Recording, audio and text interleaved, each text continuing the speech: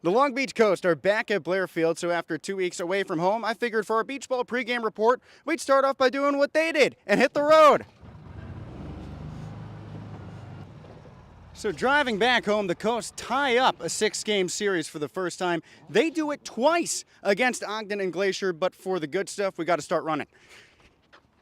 Long Beach stole 7 bases in a game against Glacier. Emilio Corona had 4 of them, but they scored even more runs against Ogden. 28 runs scored against Ogden for a 17-run margin of victory, stomping on home plate for that victory there, but they did so by swinging these bats and bat flipping on the way to 8 home runs. After this record-setting stretch, the Coast hop back into the driver's seat and start towards the end of the season. 4 more weeks to go.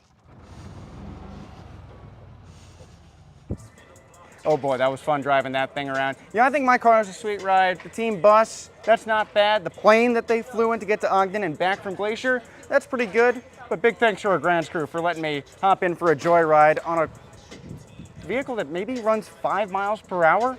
Maybe a little faster, but sure as heck faster than I could run. Same here. You saw that exemplified by my slow trot around third, which for me was sprinting. But you know who it's not faster than? Emilio Corona or Anthony Mata. Corona 4 stolen bases on Thursday. Anthony Mata 3. 7, the team's total, the best total for stolen bases in a game all year. Long Beach set a lot of records during that road trip. 8 home runs in a game. 24 hits, which we didn't mention earlier. 28 runs scored. The offense was showing out in droves, but also it was doing that for the other team. There was a 17-run win and a 17-run loss, and those happened in the same day. Those are records on both sides for the Long Beach Coast, and it maybe comes with the fact that this is the first time that the Coast have seen altitude, the first time out to the Rocky Mountains where the batters got the advantage rather than the pitchers. In higher altitude, curveballs don't curve as much. It's just something with the spin rate, something to do with that. So the pitchers struggled a little bit to manage their secondary pitches. But now that they're back in lower altitude, they're facing off against a Freebirds team that has not done well in the second half. Maybe they can find their confidence once more on the mound. Yeah, Yuba-Sutter has lost their games by an average of 4.5 runs per contest since the start of the second half. So there's a lot that the Long Beach pitching staff has to work with against this team. The bats were huge out in Ogden and Glacier. We talked about the big home run days. 21 homers for the Coast as a whole across those 2 weeks. 26 home runs against. But the pitching staff has limited Yuba-Sutter this season to just a .270 batting average against. We're going to talk to Zach Volker in just a little bit, but Joey, a week ago, he earned his 14th save. That's twice as many as Tristan Wolf, the leader in that category for the Freebirds. Volker, first in the entire Pioneer League. And just a couple of months ago, Wolf was ahead of Volker, so he's leapfrogged his way into that category. He was the first to 10 saves in only 26 appearances. Zach Volker now with 14. He's climbing his way up the ladder for potentially the most saves in a single season. That's set at 19. That happened last year with Sullivan with the Oakland Ballers. Still a ways to go. We might see some closer contests than we saw because of the fact that we are now at lower altitude. But maybe we'd like to not have to see them come into the 9th inning with a close game, especially against the Freebirds, where they can probably handle them a little bit better than a 3-run game. Well, Zach shares that sentiment. Take a listen. Hey, Zach, 14 saves. That leads the league. You're 5 away from the record. What can you do the rest of the season to go out and get that? Pretty much the same thing I've been doing, just attack the zone, trust my guys. There's a lot you can't control about save opportunities, so I mean, just hope we continue to win, whether those are close games or not, but attack the zone, like I said, and do my thing. Yeah, I was talking with manager Troy Percival in the clubhouse maybe a month ago, and he said he didn't want you to get to the record because that means that you're walking into too many close games. What do you think about that? Yeah, I agree. I mean, if we're winning by a lot, that's a good thing. I'm happy, everyone's happy. So too many close games, obviously it's fun for me and whatnot to get those situations and throw, but like he said, less close games are good. And Yuba-Sutter, you guys have won a lot of those games. This is a team that has lost all of its games in the second half by an average of 4.5 runs. So what can you do in the bullpen to help your guys out there? I think just make sure everyone's staying ready. We've done a really good job as a whole in the bullpen, I think, throughout the whole year. We've had a little bit of tough spots, but other than that, we've done a good job. So, I mean, keeping everyone locked in, ready to go. I think everyone's excited to be back home after the 2-week trip. So getting in here, throwing in Blair again, which is great, and attacking the zone like we always do. Yeah, let's talk about it. What's the difference on the mound being down at sea level as opposed to being in the thin air of the Rocky Mountains? I think, I mean, you just know in the back of your head a little bit. Like I wouldn't say, I try not to throw any different up there because once you think about it too much, it gets in your head and you're kind of scared to attack guys. So you kind of you got to accept it for what it is. I threw in there last year and the year before in Great Falls, so I've thrown in that situation a little bit in the high elevation, and it is what it is. Everyone's dealing with it. You can't think about it too much, but we definitely are happy to be back here, sea level, good sized field and everything. So, yeah. Yeah, good to be at home. Now, we know when you're at home, you enter to war picks. Before that plays, you warm up, but for the half inning in between your warm up and when the song plays, you're just sitting out there in the bullpen watching. What's going through your mind during that time when you're just contemplating? I mean, just the same as always. I'm just rooting for the guys, hoping we can score more runs and win the game, but trying to stay loose. I don't really try to lock in until later on because I don't want to be super locked and wired for too long. That way I'm more ready to go while I'm out there. But, yeah, just honestly messing around, shooting the guys, having fun, and then once it comes to a certain point and I think I might throw, I'll start to lock in and do my routine and everything with that. And I'm excited to watch you pitch here, but it must have been exciting for you your first time coming back to Blair as a pro player, right? Mm-hmm. Yeah, I mean, it was great coming back here for the first time. I love throwing here for sure. Coming from being at Long Beach years ago and then coming back, it's amazing. I love this place. And we just had the area code games here. The best high school talent in the country. One kid in the entire tournament, a guy named Joshua Vargas, is committed to play here at CSULB. What wisdom can you impart to him? I'm sure he's got a lot figured out if he's playing in the area code games, but just from an older person, I guess, not as much better. But I don't know, just trust the process, have fun with it, give it everything you got. You don't want to look back and be like, I wish I would have done this in certain situations. But he's got a lot figured out early if he's playing in area code. But hopefully he does make it to Long Beach. Well, hopefully he gets drafted for his sake. But if he makes it to Long Beach, I'll be rooting for him, and that'd be awesome to see him playing there. That would be great. He's got a lot figured out, and nobody has anything figured out against you. You know what the Mendoza line is? Yeah. Batters who hit 200. You know what players are hitting against you this season? No. 201. All right, we'll have to get him below that. Well, Zach Volker, down to the Mendoza line, best opponent batting average among active pitchers on the team. Thanks so much. Yep. Words of wisdom for the next generation of Long Beach State dirtbags that were showcased at the area code games this past week from a former Long Beach State dirtbag, Zach Volker. And oh boy, has he been good, Joey. 201 opponent batting average, best on the team. But we're talking about the back end. Let's switch gears over to the guy starting it off. He's back on the mound after spending about a week and a half on the inactive list.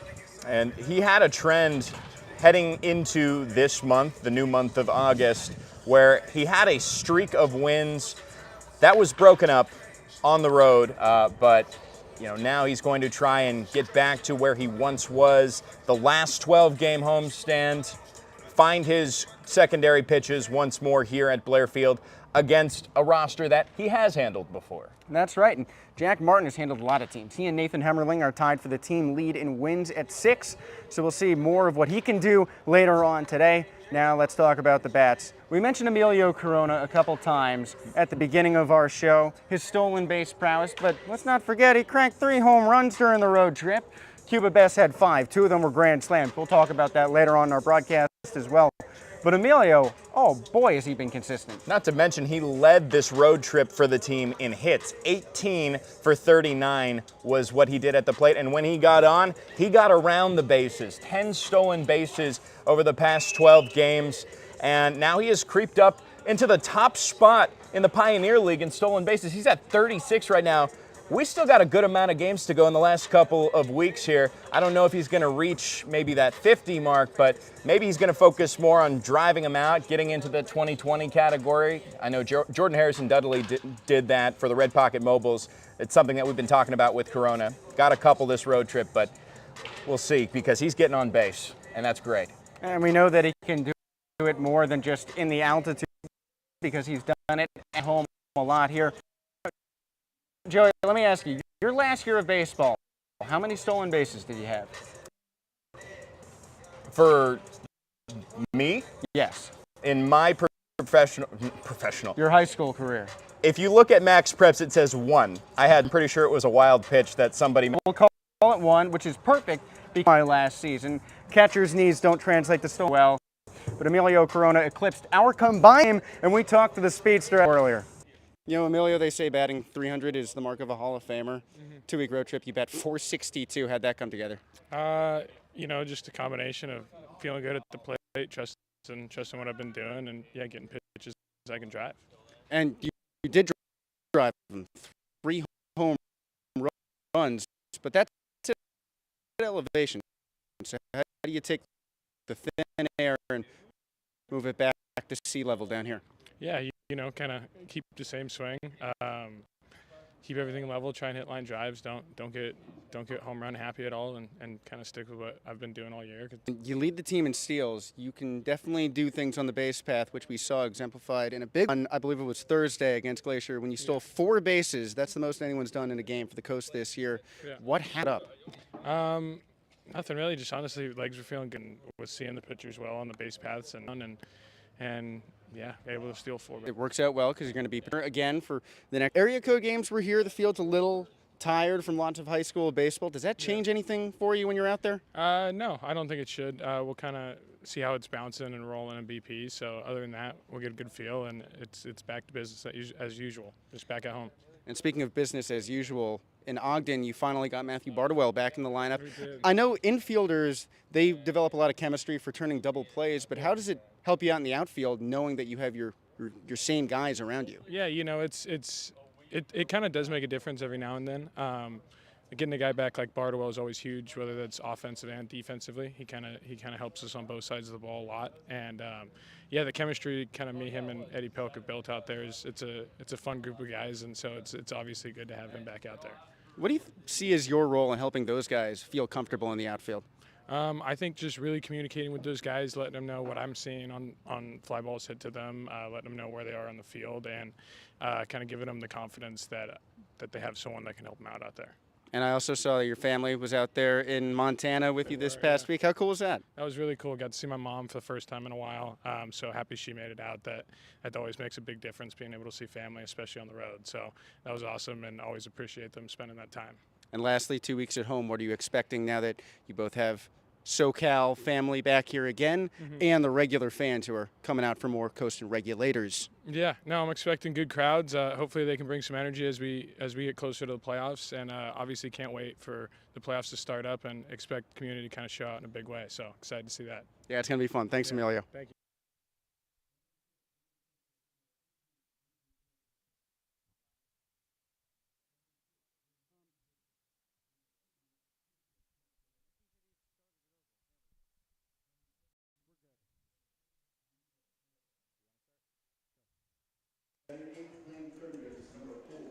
Well, that was fun talking to Emilio Corona.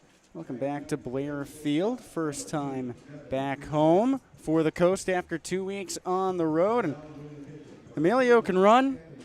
He can run all over this outfield.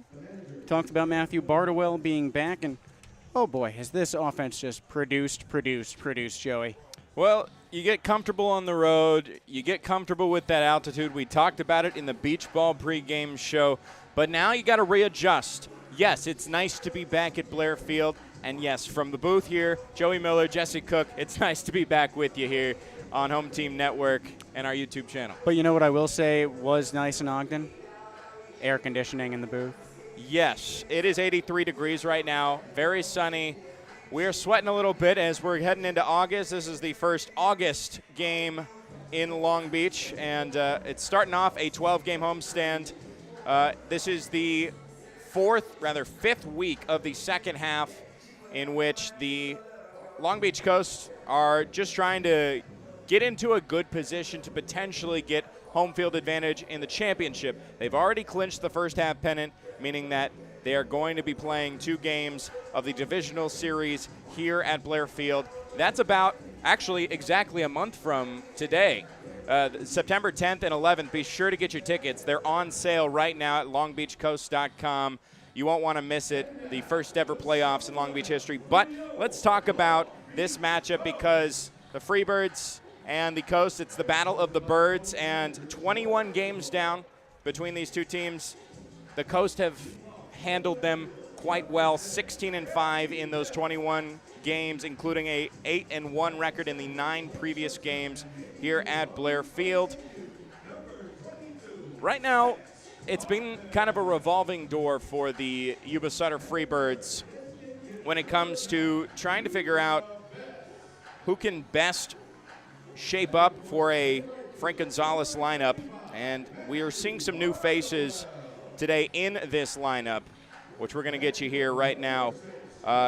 First things first for the Freebirds, who will be taking the plate here in just a second. It'll be Zeb Rose. First time we've seen Zeb Rose, product of Frank Gonzalez's Grand Junction Jackalopes. Last year in 2025, he started this season in the Frontier League with the Quebec Capitals. He'll be followed by Josh Duarte in left field. Cooper Hext, another new name that we have not seen here at Blair Field. He's going to be in center field. All outfielders from the top. Zach Chamizo in the fourth spot for the Freebirds. Andrew Kirchner at first base. Christian Castaneda is the DH. Then Diego Aragon, the catcher. Jordan Donahue at third. Devin Dixon at short. And now let's get you the defensive arrangement for your Long Beach Coast. They're about to take the field right now. Eddie Pelk will be in left field. Emilio Corona, who we just talked to in the pregame show, will be in center field. Matthew Bardowell in right. Around the horn in the infield, Benjamin Rosengard. A new name at shortstop, Spence Kaufman. If you recall, the last time we were bringing you the action here at Blair Field, Spence Kaufman played for the Red Pocket Mobiles. He was just acquired for a player to be named later in cash considerations from the Mobiles, who are currently on a 19-game losing streak, so I'm sure he's happy to be on a winning team now. Jacob Jablonski at second, Cooper Vest at first. Johnny Pappas will be catching Jack Martin and Jesse. Jack Martin started off this season hot. Into the end of the month of July, he had a 6-0 record. He was coming off of 3 straight wins, but the last outing, not the best for him in Ogden. He got figured out right away in a 17-9 loss where he gave up 12 runs, 11 of them earned, both of which are the most that a Long Beach Coast pitcher has allowed. Well, he was hurt. We learned that after the game when he went to the inactive list. So he was trying to pitch through something that has sort of bugged him for most of this season. So it's important to think about that. And, yeah, in the elevation, he and basically everyone else got battered. Colt Percival, who just went on the inactive list, he gave up 5 home runs in Ogden on what anywhere else probably would be routine flyouts. The ball left the bat at a low velocity and just carried. So I think these guys will appreciate being home very much. And Jack Martin definitely appreciates that he has a wide outfield and bigger fences and lower altitude to hopefully mow down the early part of this lineup and get things right on pace for the Coast in this homestand, the 12-game homestand. 18 more games to go here at Blair Field and 4 more weeks as well. The umpire crew today is going to be Ryan Blayberg behind home plate, Bud Dunklin, the crew chief at first base, Keith Gibbs at third, and Zeb Rose is getting ready to bat. And Frank Gonzalez, he likes his guys. He knows his guys, and he likes to bring them back when he can.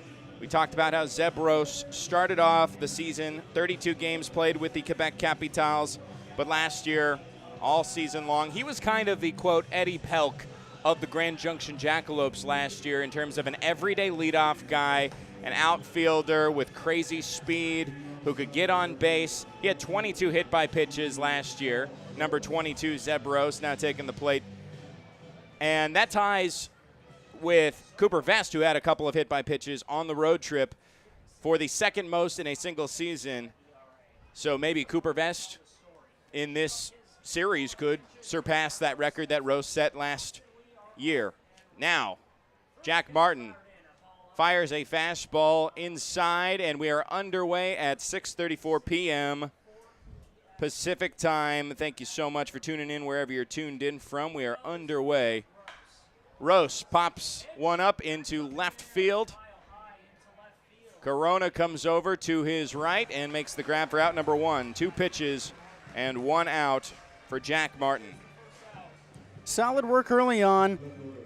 Not exactly attacking the zone. We can't tell 2 pitches in, but it looks like he's trying to go up high and make sure that these batters are eager to swing at pitches. Well, he kept that one in and tried to jam Zeb Rose. Now here's Josh Duarte. The left fielder swings at the first pitch fastball at 90 miles per hour. Martin gets ahead of the count. Nobody on. And one out here in the top of the first. Martin, the high leg kick, misses inside. Righty on righty matchup, and he's right now keeping things inside, which is good to see. Attacking the zone whenever you can. Avoids any potential walks. Well, he doesn't there. He misses outside. On off speed there, a slider, I believe. He works with a four-seam sinker, change, and a slider. That one had a good amount of horizontal break. Now he falls behind 2-1. 2-1. Again, the slider misses outside. Into a hitter's count for Duarte, who steps back into the box.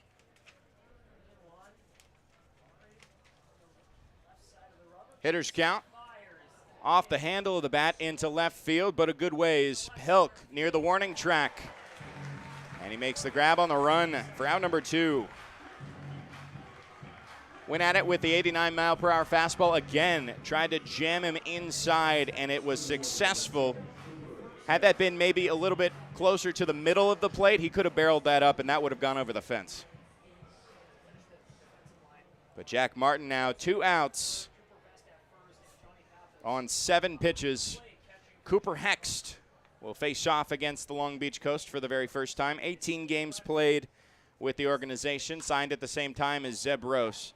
Fouls one to the left side for strike one. He's the center fielder tonight, and in his first 18 games played, a .333 batting average, 25 and 75 at-bats, 25 hits and 75 at-bats. Fastball right over 2nd Street. Gets strike 2, and Martin now just a pitch away from a clean first.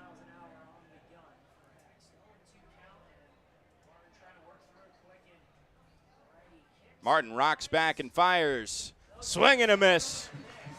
3 pitches and sets down Hex for a 1-2-3 10-pitch inning.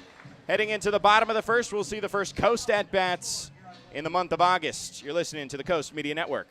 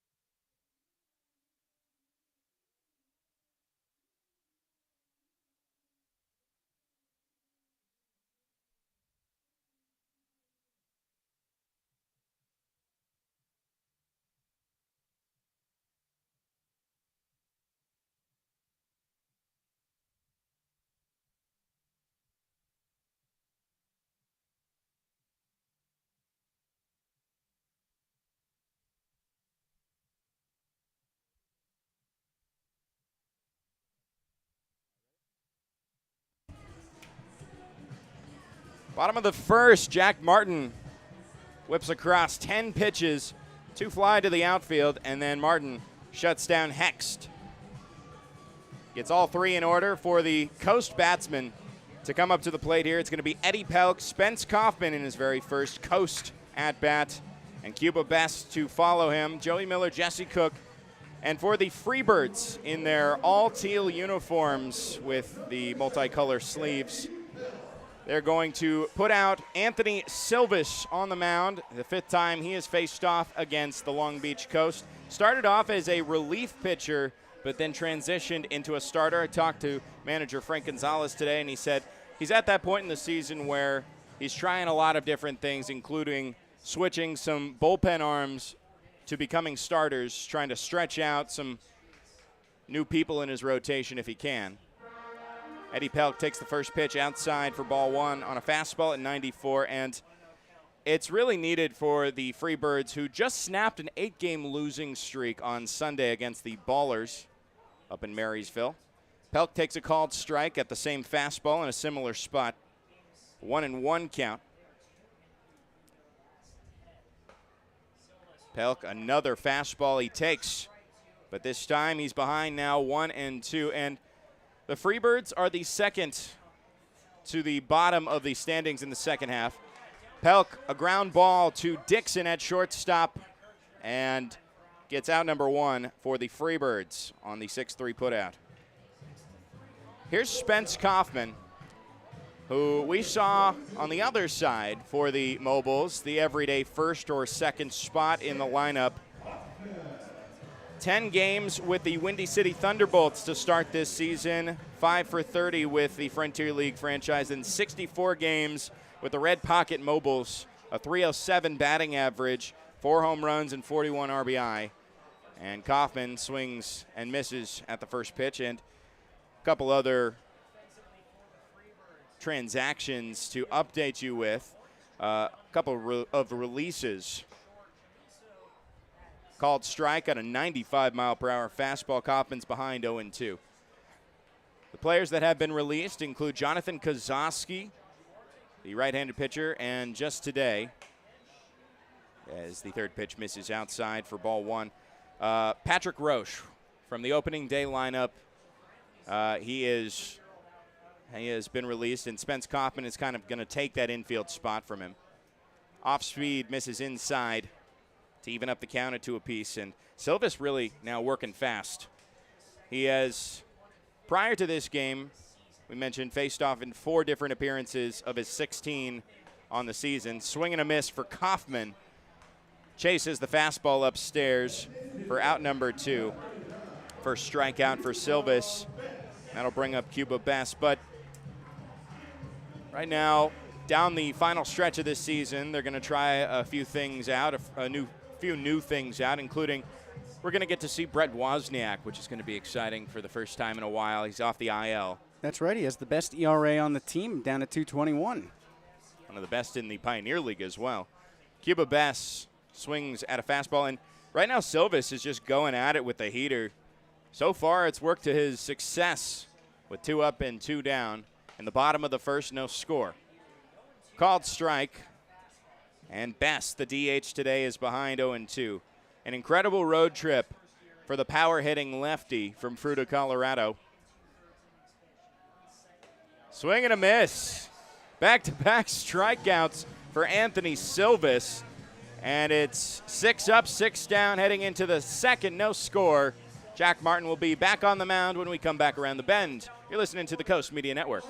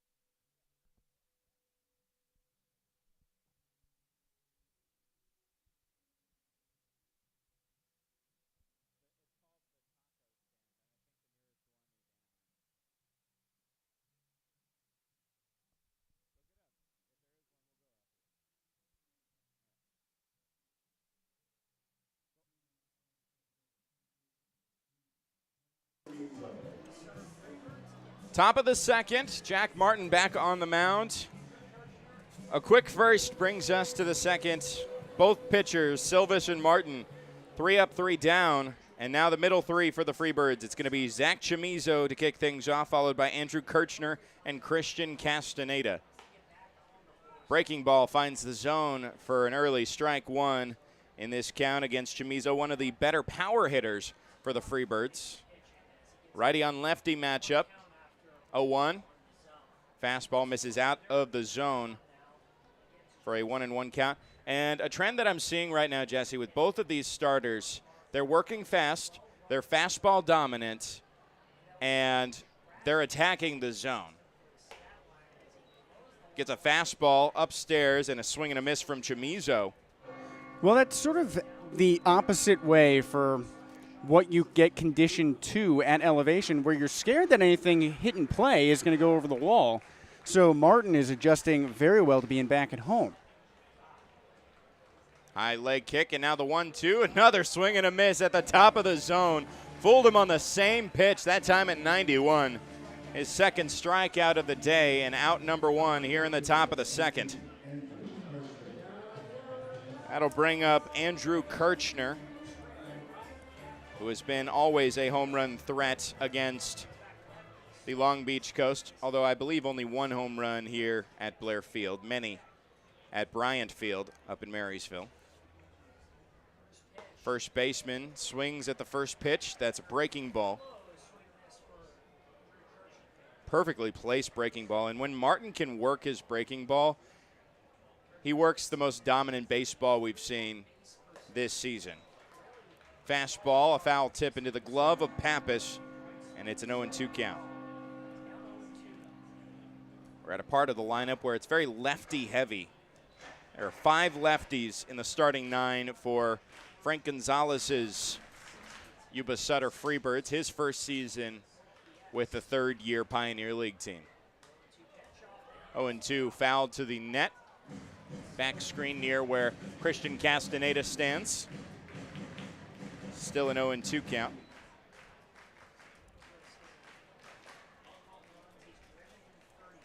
Good crowd here on this Tuesday night. Martin misses in the dirt on the off speed. I'll give some immediate props to our grounds crew who's been working hard. Blair Field, these past couple of weeks have been used for the area code games. Big high school showcase tournament. Fourth pitch misses high for ball 2. Rather, fifth pitch, a 2-2 count. And now we're back into professional baseball at Blair Field. 2-2 on the ground and past the dive of Vest on the right side. It's going to be the first hit of this ball game for Kirchner. A loud 96 off the bat. The first baseman gets to first base off of his bat. And now Christian Castaneda takes the plate. He's the DH today. And he has played spoiler for the past couple of great outings for Long Beach Coast pitchers. Most recently, the Sunday game, the last time that the Freebirds were here at Blair Field, Matthew O'Brien was on the mound, was throwing a perfect game into the 5th inning, and it was this man here from El Paso, Texas, that ruined it. After 13 batters were retired in a row, he got himself a single. 1-0 count on Castaneda, the second-year Pioneer League player. Fouls a pitch to the on-deck circle where his teammate of yesteryear, Diego Aragon, stands with his shin guards on. 1 out. The middle infield, the new middle infield with Kaufman and Jablonski up the middle in double play range. Martin sets. And Martin fires. There goes the runner on the hit and run. Diving stop by Kaufman. And throws it over to first for the double play to end the inning. Welcome to the Long Beach Coast, Spence. So happy you could join us and finish out this top of the second. We'll see some more Coast at-bats when we come back. No score. You're listening to the Coast Media Network.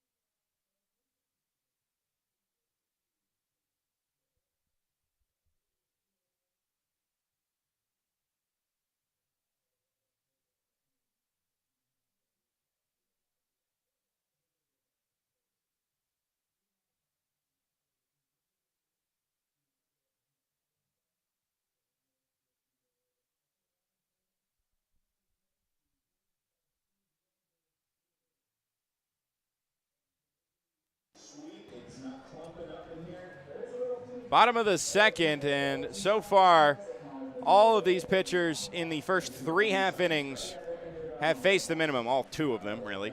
Joey Miller, Jesse Cook here in the bottom of the second. It's going to be Matthew Bardowell, Cooper Vest, and Emilio Corona leading things off here against Anthony Silvis, who shut down the bottom of the first with a pair of Ks on Kaufman and Best, but then Kaufman redeemed himself.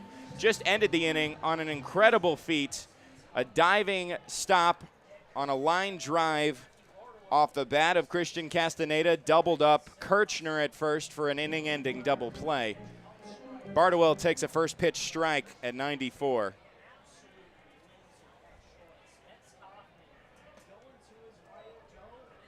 Half swing, he does not go around. Pitch that misses outside for a 1-1 count. Matthew Bardowell fouls one towards Cooper Vest in the on-deck circle. 1-2 count. Matthew Bardowell on the road trip went 17 for 38. One of the better batting averages at .447 in those past 12 games in the Rocky Mountain region. 1-2 misses high. Now a 2-2 count. Played 9 of those 12 games. Had a couple of home runs to add to his season total. Breaking ball, swings at it, and it's going to be a drop third. Aragon gets it to first, and there's out number 1. 3 Ks in the first 4 outs for Anthony Silvis. Well, I think Coast batters early on are getting used to what the pitchers are, too. Not just that the ball travels further, but like we were talking about earlier, the pitches break more. So these Silvis curveballs, which Long Beach should capitalize upon, have dipped lower and later than these guys are expecting them to.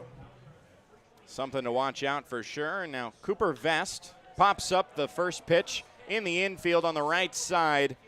Chamizo calling off Kirchner and gets the grab on the outfield grass for out number 2.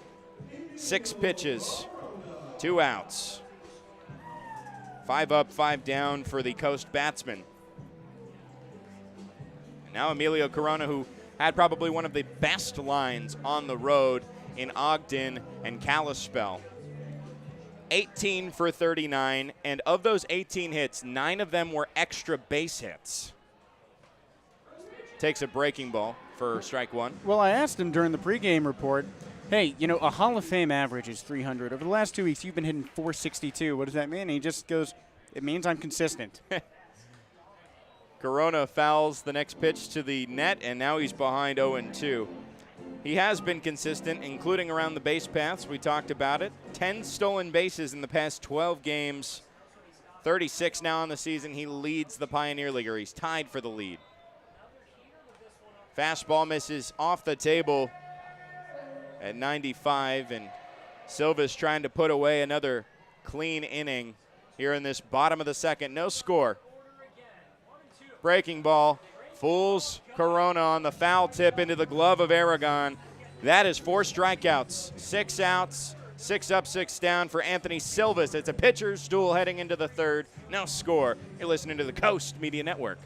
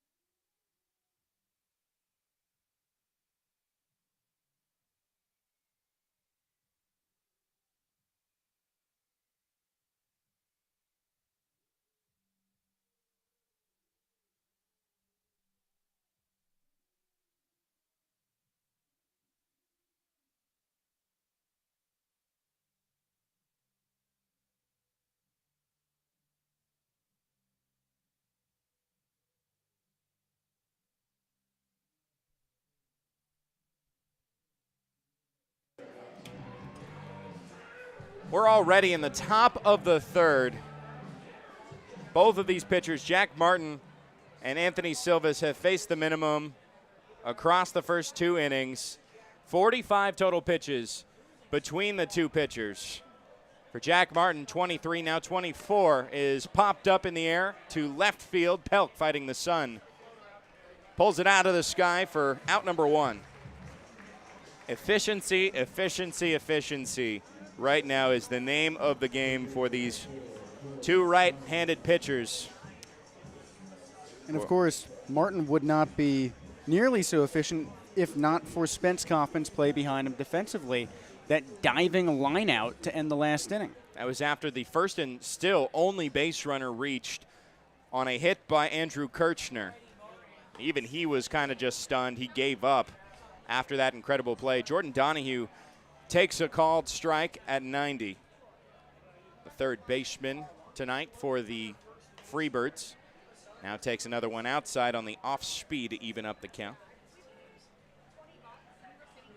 Jordan Donahue, a 286 hitter.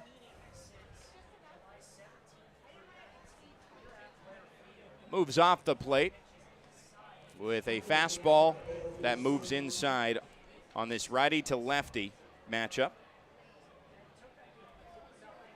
Devin Dixon in the on-deck circle. He's the final person to have yet to have a plate appearance by the Freebirds in this game thus far. Now a 3-1 count for Jack Martin. Gets a swing and a miss. And now a full count.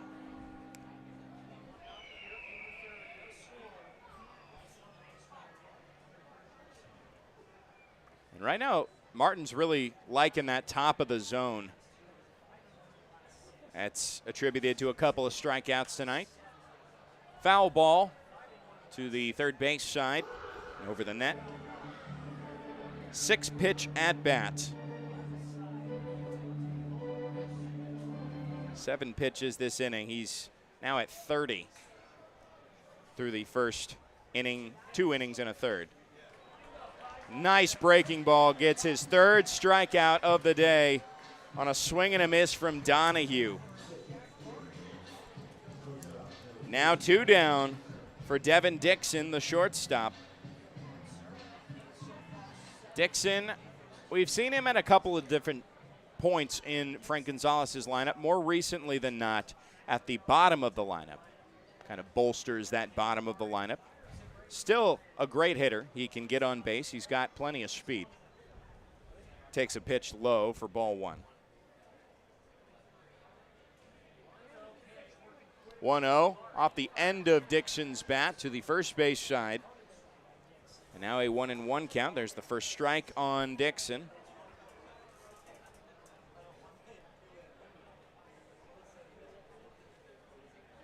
A .250 hitter on the season. He's been with the Freebirds since the very first game. And there's a foul ball. Onto the concourse again, first base side. Martin, a chance for another 3 up, 3 down. We know Dixon defensively has made some great plays. He's got speed, so if he puts anything on the ground, watch out. 1-2, breaking ball. He holds back on it and fouls it to the first base side. A contact swing there. Staying alive now with a 2-strike approach. Devin Dixon has 38 strikeouts on the season. Gets one out to right field. Bardwell in, and Bardwell makes the grab.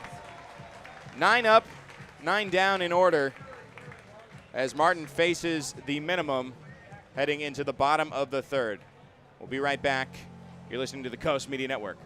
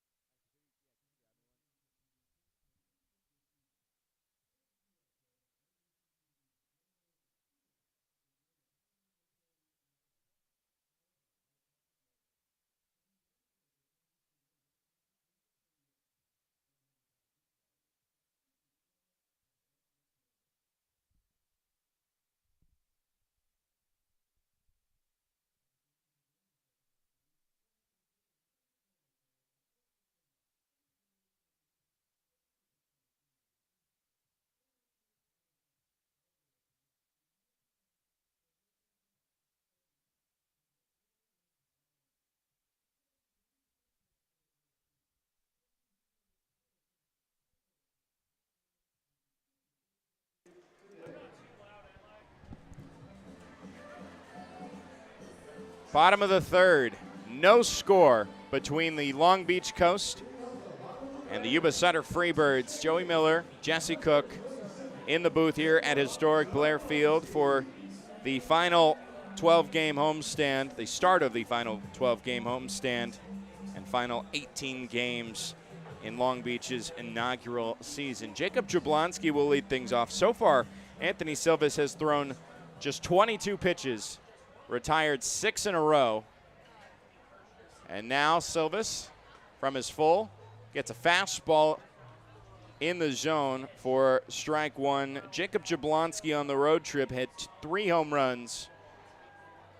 And now at 19 on the season, as he takes a breaking ball for strike 2, is just one away from becoming the second to reach the 20 home run benchmark. Cuba Bess crossed that threshold on the road as well. He's at 22 now, leading the team. Jablonski swings and misses, comes up empty for out number 1 and strikeout number 5 for Silvas. In his previous 4 outings against the Long Beach Coast, 14 2/3 innings pitched, 10 strikeouts. Silvas is already halfway there tonight in just 2 1/3 innings. And he's making quick work of it, too. No long counts, really, for Silvas, which has kept his pitch count low. Benjamin Rosengard takes a strike on the breaking ball for strike number 1, and probably a reason for that is because he's getting ahead of counts. Foul tip pops out of the glove of Aragon, but it's still strike 2 on Rosengard, who got his first couple of Long Beach home runs on the road.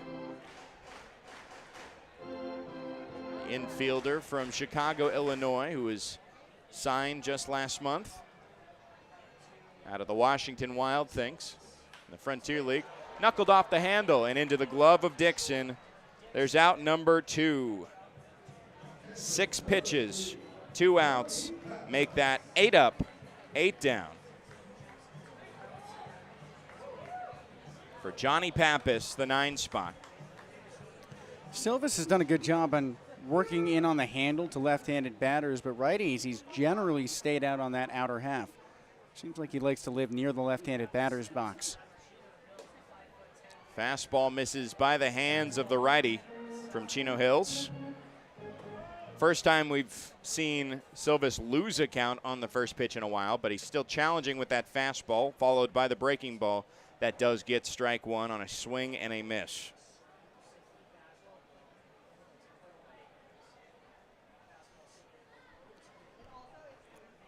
One popped up down the left field line. Duarte hugs the line and makes the grab just about 15 feet shy of the wall. It's 9 up, 9 down for the Coast. No score to speak of heading into the middle 3 innings that Jesse Cook will take you through when we come back around. You're listening to the Coast Media Network.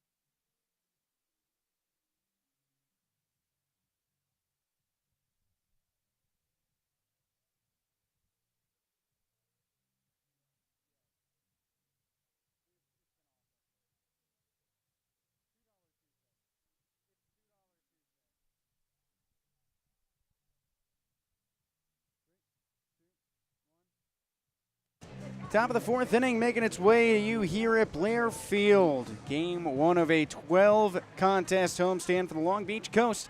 Tied up against the Yuba-Sutter Freebirds in the top of the fourth inning. Jesse Cook with you, Joey Miller to my right. Jack Martin's out there on the mound. He's pitching back to the top of the order in Zeb Rose. First pitch misses low and outside in the righty-righty affair. And Rose last time up, he slugged it to center field, but Emilio Corona had plenty of time to track it down. Martin again. Lands on the slider for a strike. It's a 1-1 count. And Joey, he's attacked with that slider a lot so far. Yeah, sometimes the slider falls a bit too outside, though. It slips away from Martin. He slides on home. Rose swings and cracks it deep to left field. Eddie Pelk tracking back towards the wall. He looks up, and that ball is way gone into the trees. Zeb Rose, in his first game against the Coast, cranks one to left, and it's 1-0 Freebirds. Last year, a Grand Junction Jackalope for the early part of this year outside the Pioneer League, looking in, and now he looks back out with a big drive to left field. Rose nabbing that one, his second homer. And he's got that sneaky pop, really great bat speed, 105 off the bat there. First pitch to the righty, Josh Duarte. He watches it up high, 1-0 count, so now it's 1-0 Yuba-Sutter. Bases empty, nobody out. Top of the fourth, and another righty-righty affair. Jack Martin trying to rebound. He allowed 3 home runs last time against Ogden. He sways the slider outside and low. 2-0. Of course, Martin then went on the inactive list. He hasn't pitched in 2 weeks since that debacle in Ogden. The right-hander's 2-0. Misses up by the eyes. 3-0 count. And Martin only went 3 innings, allowing the highest number of hits and runs against for a single pitcher in a game. Of course, we talked about it. He was not feeling well. 3-0. Duarte watches for a strike at the belt. 3-1 count. He flied out to left last time up. Martin then went out to work on whatever it was that needed fixing. And he was set to go on Sunday. 3-1. Slider for a strike, high and away. Sunday's game, Long Beach forfeiting up in Glacier as a result of the smoke. The Coast already have first place locked up. Why risk your players' breathing habits? 3-2. Swinging a chopper out towards third. Benjamin Rosengard charging. Fields at the hip. Tosses on to first. It's high, and Cooper Vest leaps off the bag. So the error at third boards Duarte.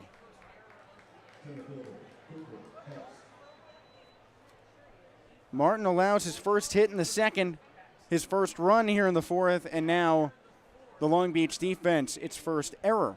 And that brings up Cooper Hext, who struck out on 3 pitches last time up.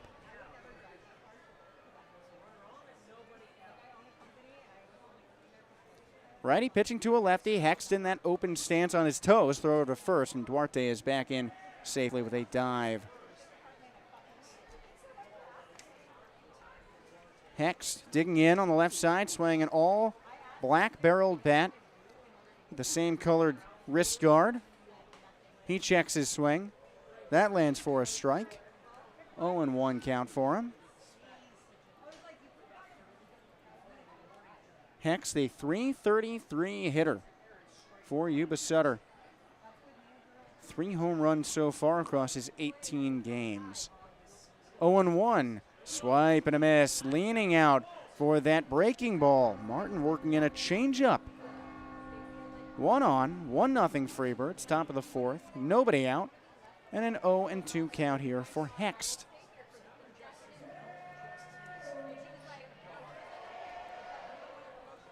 Johnny Pappas told me, reflecting back on that unplayed Sunday game, that he was getting nosebleeds every day in Glacier, and he wasn't the only one. Wildfire is definitely affecting the air quality out there. 0-2, swing and a miss. Jack Martin powers through with his 4th strikeout of the young game. And there's one away in the top of the 4th. Freebird still ahead 1-0 with a runner on first. Second time he's retired Hext on 3 pitches. And Zach Chamizo comes up here. He was the second Freebird retired by Martin by way of the K. Of course, he's been a pest, batting .354 among qualifying players. That is the team lead in batting average for Yuba-Sutter. Martin Deals home, missing out high and away. 1-0 count. Well, he's a category leader in a number of things offensively. Home runs, RBI. He's just kind of the productive guy in the 3 or 4 spot for the Freebirds. He's been a light in a recently dark place for the Freebirds. Reunited with a bunch of his old UC Riverside teammates. He lunges, foul tips the pitch. Josh Duarte started running with the pitch, hesitated like he has on every single pitch so far. He's taken a gregarious lead, and then he continued on, but evidently a failed hit and run. But Chamizo played for the Highlanders with UC Riverside, not too far away from here, back in 2024 before transferring off to San Jose State. Second year of pro baseball for him. 1-1 pitch. He swings, ropes that one to the first base side and into right field. Rounding second, Duarte on his way to third. Bardowell rocks the ball back to the infield where it lips off of Jacob Jablonski's mitt and rolls to second. Men on the corners for the Freebirds with 1 out in the top of the 4th inning. That ball rocked off the bat at 103 miles per hour. First baseman Cooper Vest took a look at it, started after it, but for fear of colliding with Josh Duarte, held back. Plus, that just was so hard to see off the bat. Here's Andrew Kirchner digging in on the left side. He has an opportunity to elevate the Freebirds past their 1-0 lead with a run in scoring position 90 feet from home. He watches an 80-mile-per-hour changeup for ball 1. 1-0 count for Kirchner, who entered this series batting .341.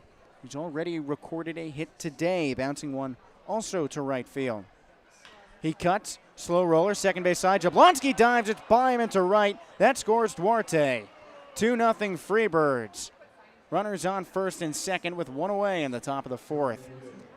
Jabbed that one in the same exact spot that we just saw Chamizo put it, except a little slower off the bat. Here comes pitching coach Jerome Williams wearing his all-teal hoodie. Go and see what he can cover with Jack Martin. Well, Yuba-Sutter, well, they haven't played the coast better than anyone else. They have definitely been a bugaboo for this team. The Oakland Ballers have the best line against the coast at 5 wins, 13 losses, excluding the 2 mountain teams who tied up the coast. Of teams that Long Beach will see the rest of the year in the regular season, Oakland has been the best. But Yuba-Sutter, 5 wins as well, just in 21 games. And they took a series back up in Marysville near the end of the first half.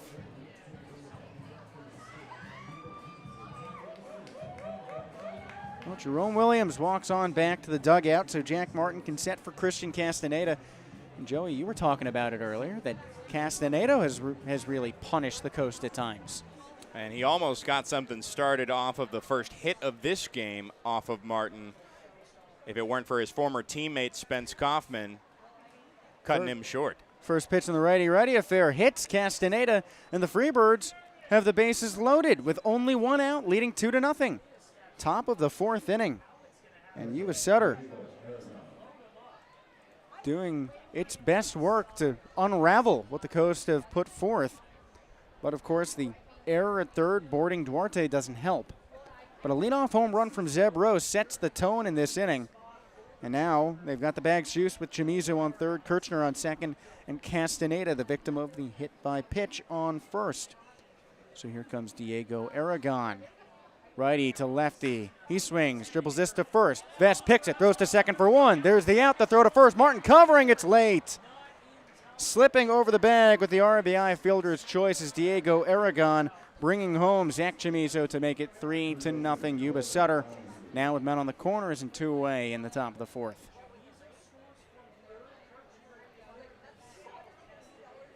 Cooper Vest makes a difficult play there, a short hop, but we've seen he's been an expert at digging baseballs out, and that shovel move works out to at least 1 out there, if not for the late throw.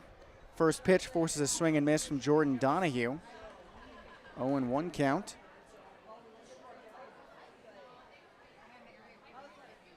Took a moment for Long Beach's new shortstop, Spence Kaufman, to get the ball out of his mitt to try and turn 2. Donahue, a strikeout victim last time up, watches as the fastball at 88 misses high and away. It's a 1-1 count. Donahue, a 286 hitter entering this game. Waves a tan barrel, black handled bat with baby blue batting gloves. 1-1, high and outside.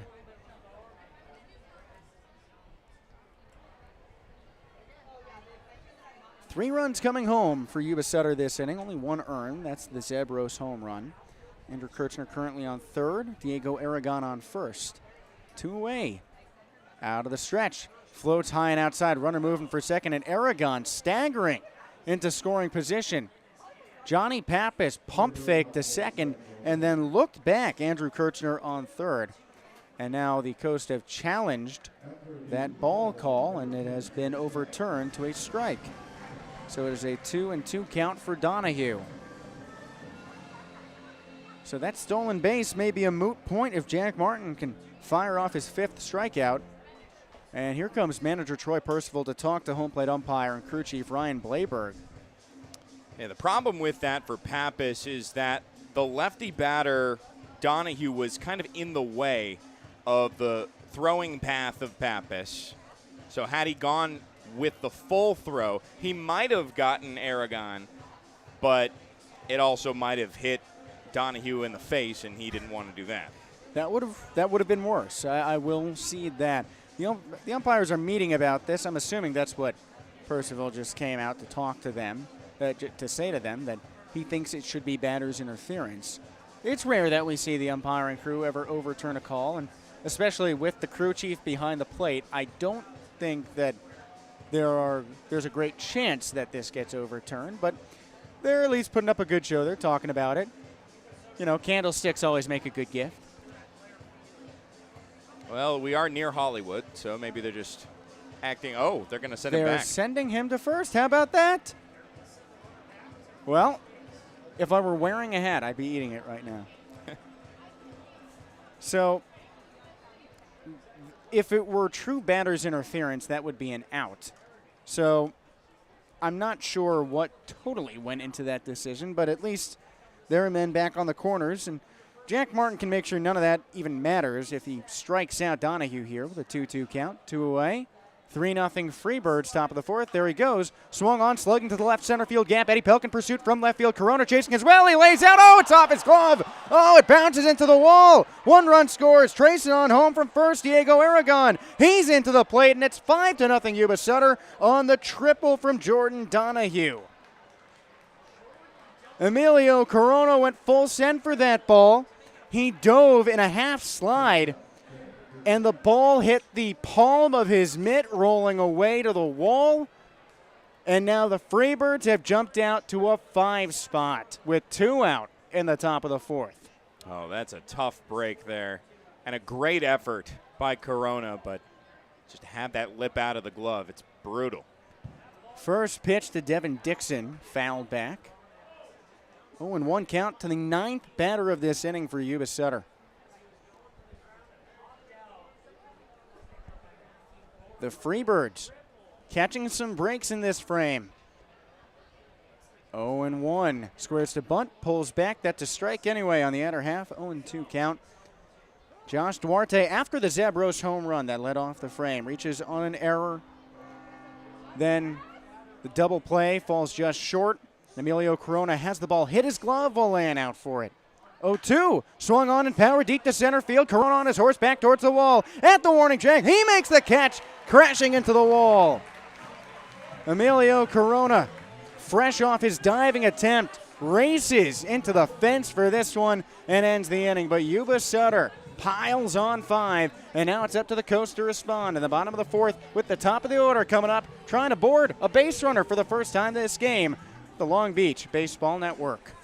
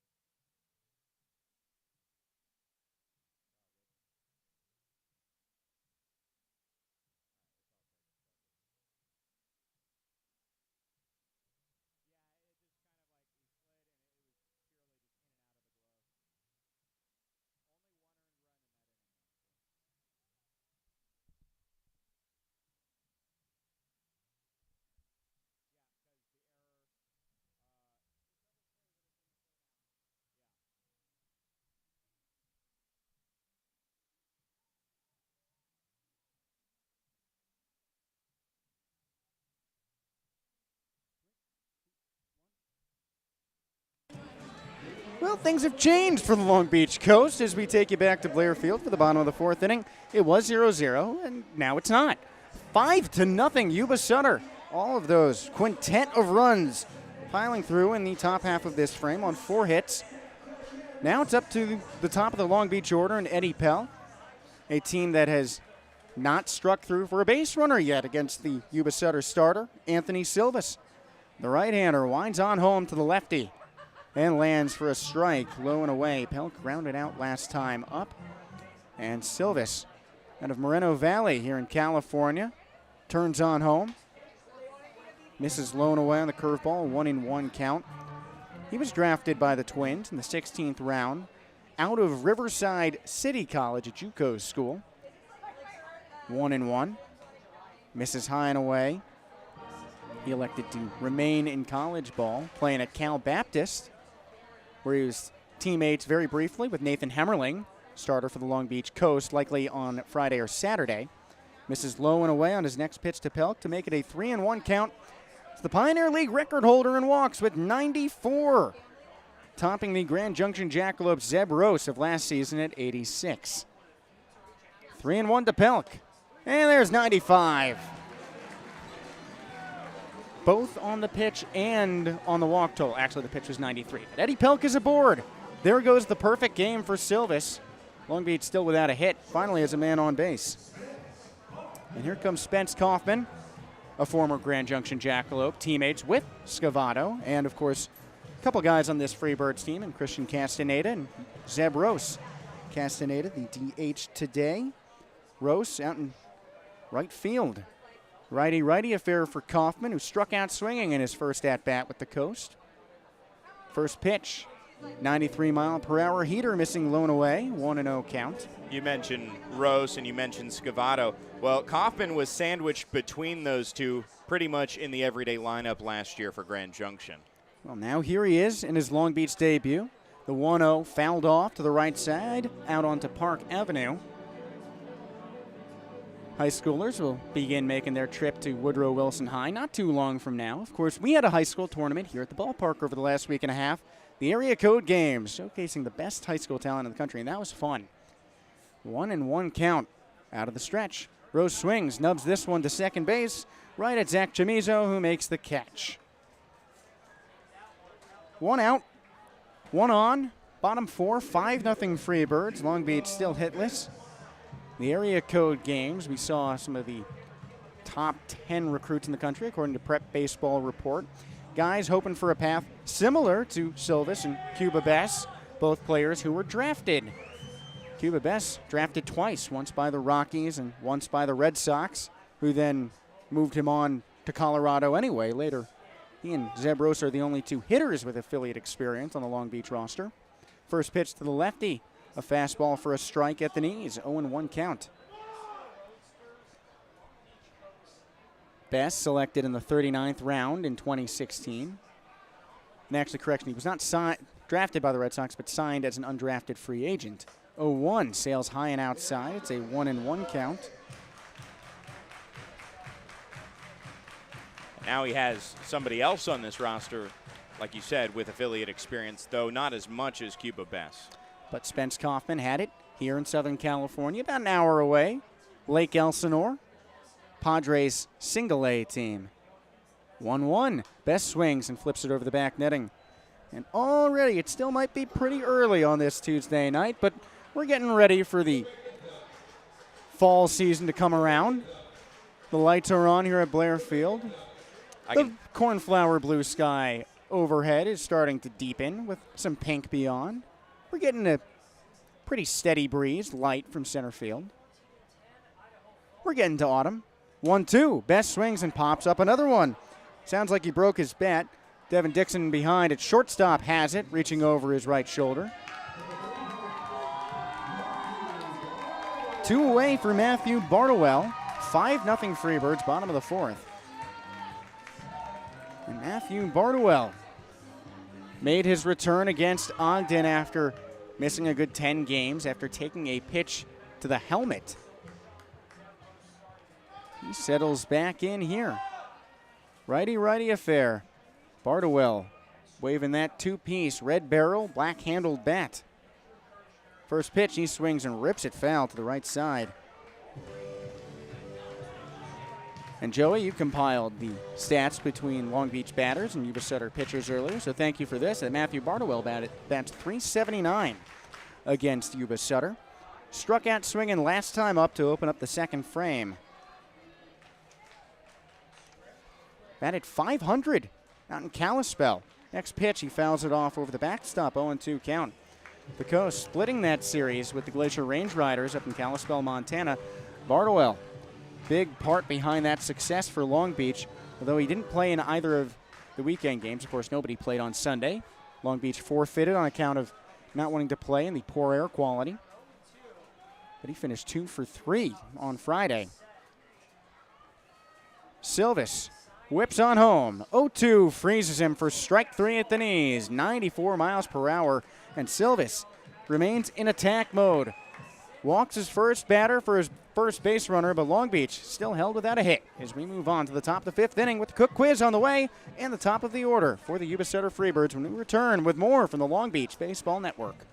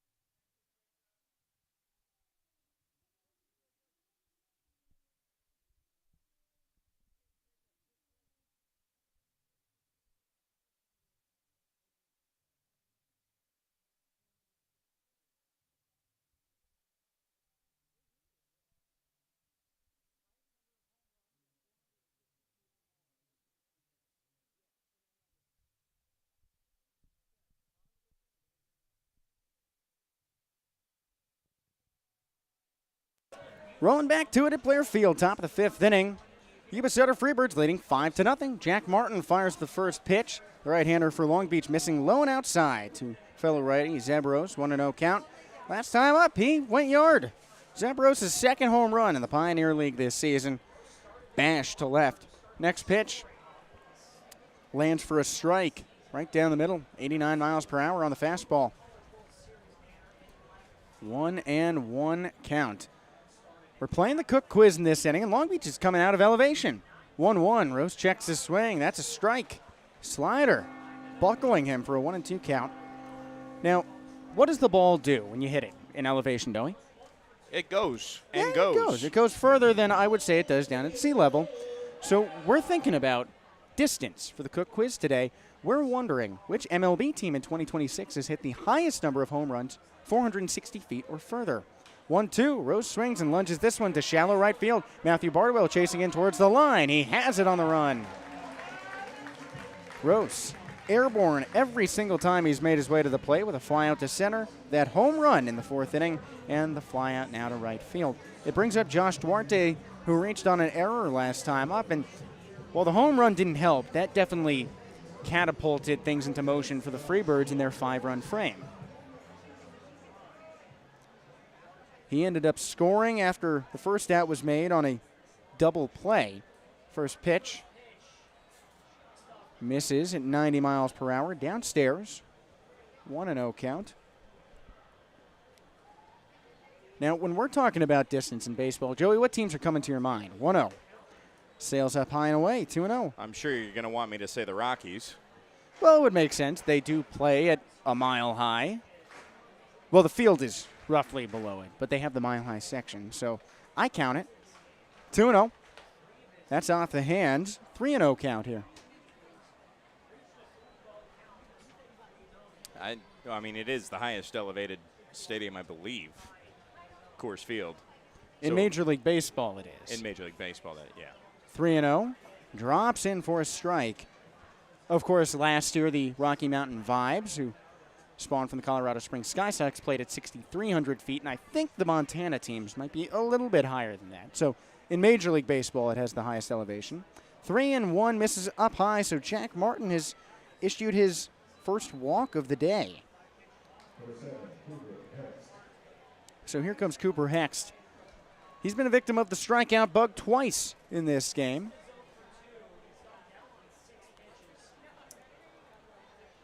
Hext bending back in on the left side, the Louisiana native. Last year, a member of Yuba-Sutter, but he began this season with the Tri-City Valley Cats of the Frontier League. Product of McNeese State. Jack Martin kicks on home, misses low and away. 1-0 count. You know, McNeese State, you know what originated there before moving on to NC State in the basketball world? I was going to say the Aura. Aura. Yeah. That's right. And, you know, I personally know the player who helped start that. 1-0, runner moving for second. Now he holds up, swing and a miss. 1-1 count. Quadier Copeland was the player who started hyping him up, and he played at Syracuse, and his was one of the more emphatic game-winning shots for Syracuse over Miami in my senior year. McNeese State factoring in here. 1-1. That lands for a strike, 1-2 count. He transferred over to McNeese State before those two both moved on to NC State after that. And didn't Amir Aura Khan transfer again? Isn't he a doc? He's going to doctorate school. He's getting his doctorate to be some sort of scientist. I know he's in NIL discussion. 1-2 misses in the dirt. But I don't know why count. he would be, by the way. An NIL discussion. Anyone can get NIL. It's just name, image, and likeness. It just doesn't apply to – the rules don't apply to him the same way they do to the athletes. Well, the Division I athletes, not that Aura is not an athletic pursuit in itself. 2-2 count. Swung on, chopped high towards short, charging in Kaufman. He might not have no play, and he doesn't. That is a high-hopping hit for Cooper Hext. So that product of springy grass moves runners to first and second for Yuba-Sutter. With one out in the top of the fifth inning, they lead 5-0 with Zach Chamizo due up here. He singled last time up, and behind him is Andrew Kirchner, who's done that twice. So we've evidently found the meat of this Freebirds order. Martin staring on home. Now back at second. Now back to the plate. Here he goes, missing up high and away, 86 miles per hour. 1-2 count. Yuba-Sutter piling on 6 hits so far in this game. Now Martin allowed 15 his last time out, but at home he really has not been hit very much. Next pitch, swinging a high fly ball, hanging up in right center field. Emilio Corona tracking back towards the fence in front of the warning track. Backtracking, he makes the catch, hurls it back to the infield. Both runners tagging up and advancing. Cooper Hext speeding up to second while Josh Duarte distracts on the way to third. 2 away in the top of the fifth inning. We're still wondering about our Cook quiz, by the way. We'll get the answer in the bottom of the fifth inning. If you want to make a guess, well, you can do so. You can get shouted out on the broadcast. Comment on our YouTube stream or go out to @LongBeachCoast on X or @JesseCookTV and let us know what you think. We're asking today, which team in 2026 has hit the highest number of home runs of at least 460 feet? Righty pitches to Andrew Kirchner. He grounds this one to second. Jacob Jablonski shuffling on to first. And the Freebirds threaten, but lie dormant in the top of the fifth inning, still leading 5-0. We move on with Cooper Vest, Emilio Corona, and Jacob Jablonski due up for the bottom half of the middle frame in this game. We'll get the answer to the Cook quiz when we return on the Long Beach Baseball Network.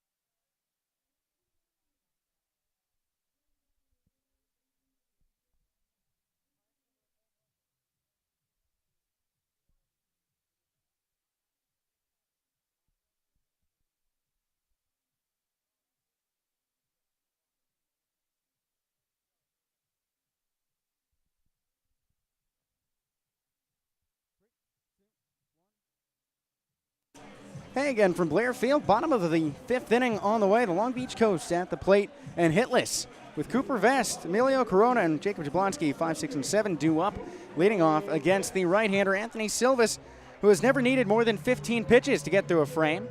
Bottom of the 5th inning it is. Long Beach trying to answer back from a deficit of exactly that many runs, of 5. We're still playing the Cook Quiz, by the way, and since Long Beach just returned from a 2-week road trip to Elevation, we're thinking about home run distance. Cooper Vest swings at the first pitch, swats it to short, and it eats up Devin Dixon into center field.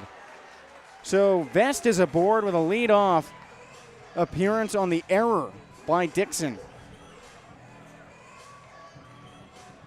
So 1 on, nobody out to bring up Emilio Corona. Across that last stretch of the road trip, Corona batted .462. Rather, across the entire road trip, Corona batted .462 with 3 home runs. And since the ball travels further at Elevation, I thought we'd focus on distance for the Cook Quiz today. We're wondering, in this year, 2026, which MLB team has hit the highest number of home runs of at least 460 feet? Righty pitches to righty. Swing and a miss. Behind the 93-mile-per-hour fastball, 0-1 count. And you can guess by commenting on our YouTube stream or by reaching out on X at Long Beach Coast Baseball or at Jesse Cook TV. Rather, it's at Long Beach Coast. Next pitch, Corona swings and fouls it back.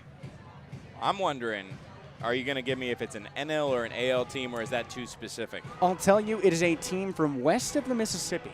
Okay. As you might imagine, I think we were talking about the Rocky Mountains.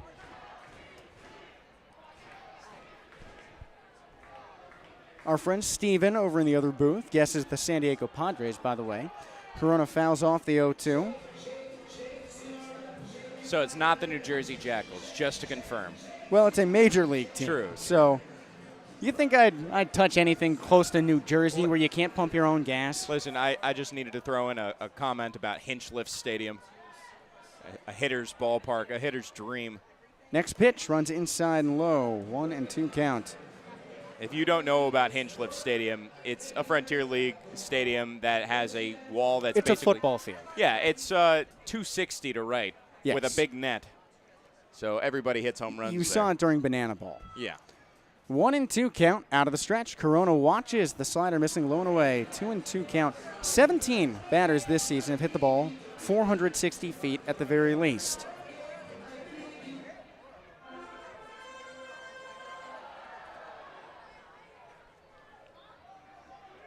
Five of them have played for one team. 2-2. Swinging a high hopper, third base side and foul. And I will also tell you that this team has served up a couple.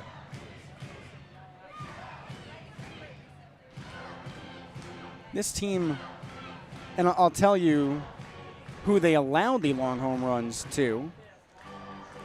One of them, Andres Chaparro of the Nationals, and another playing for the Mariners, Shea Langoliers, rather, of the pitch misses high and inside. It's a 3-2 count.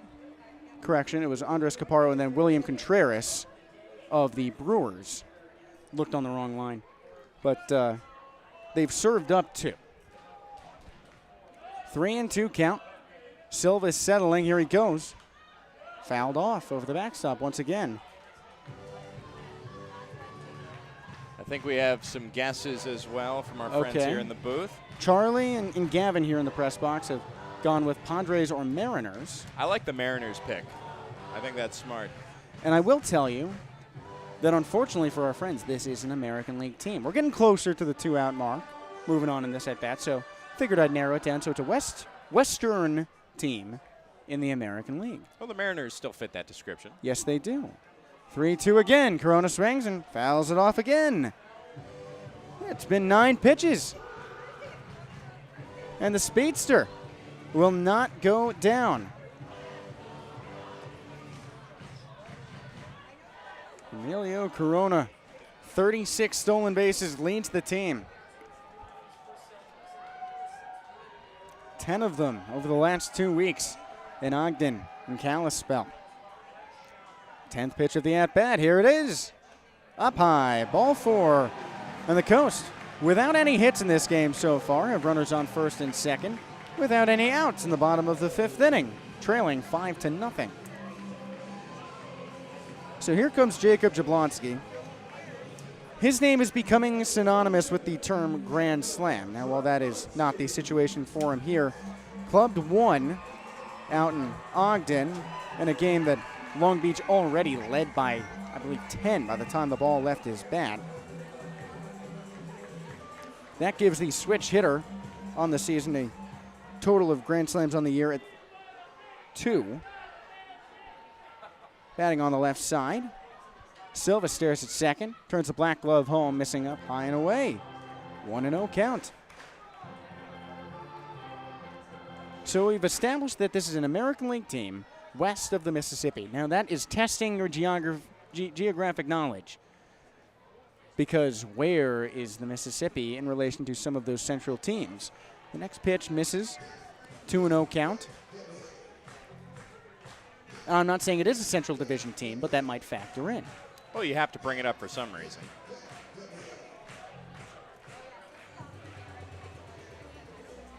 Well, let's see.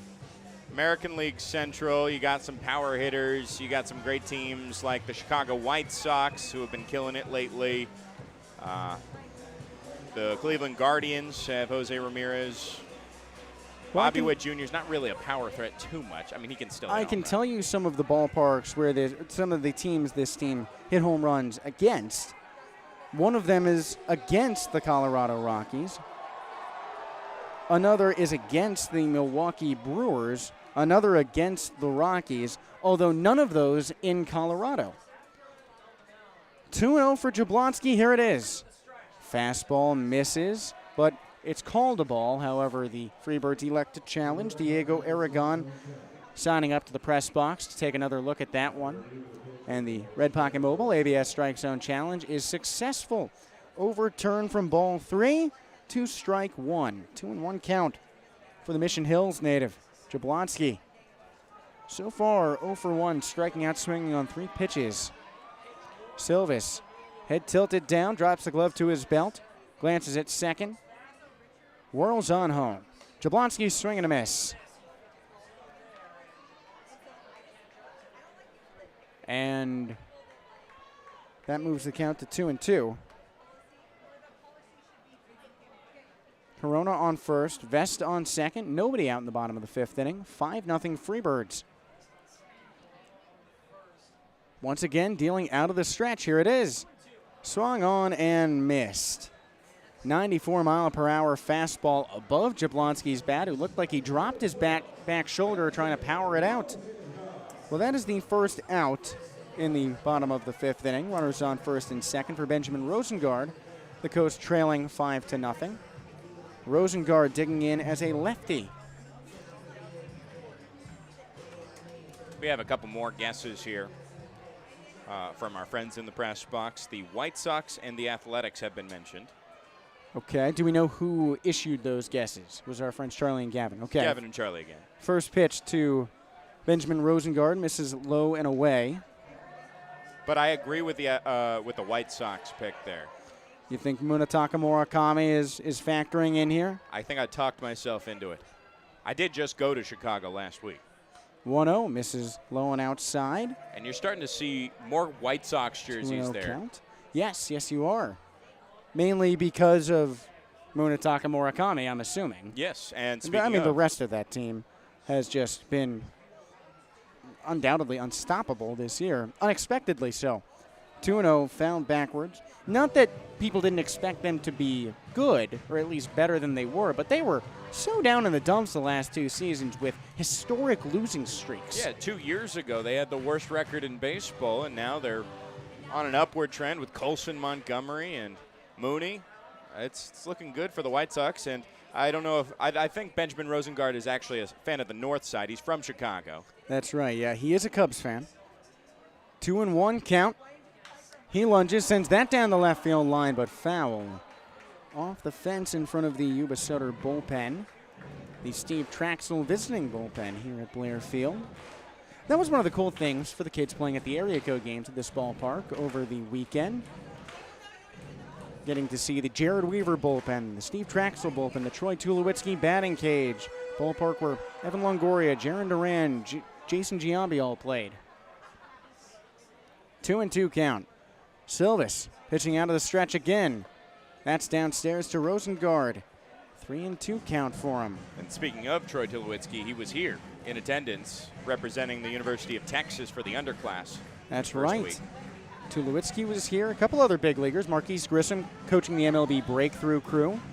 Of course, Andre Ethier watching his son, Dre Ethier, play, as was Hunter Pence with Stryker, his son.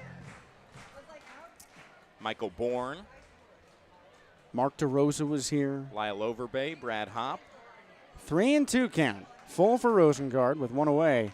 He swings and knocks that one foul to the left side. So it was filled with scouts and former major leaguers here mostly for the past couple of weeks here at Blair Field. Pretty cool to see. Oh, yeah. And especially with the scouts here, not a lot of people were going up and trying to take pictures or get autographs or really show out with the big leaguers, which was probably refreshing for them. Going to a baseball game, they're probably swarmed normally, much like we see with the Coast coaching staff, all former big leaguers. Silva's checking second, out of the stretch. Swung on, roped into center field. That one low, laying out for it, and it gets by Cooper Hext. Coming on home, Cooper Vest. He moves over to third. Rosengard slides into second with the RBI double. 5-1 Freebirds. One out in the bottom of the fifth inning. Benjamin Rosengard. His friends have been calling him the Hebrew Hammer, and he pushes that one through into center for a two-bagger. And by the way, we do have a treat for you on Thursday night, Jewish Heritage Night. Benjamin Rosengard, for the fans in attendance, we'll have a video on the board where he actually speaks in Hebrew. So I think he is like pentalingual. He speaks 5 languages, which is unreal. It helped him out during the World Baseball Classic. And he works his way into second there. Yuba-Sutter opting for a mound visit here. We're staring off towards that left field bullpen, and there's no movement.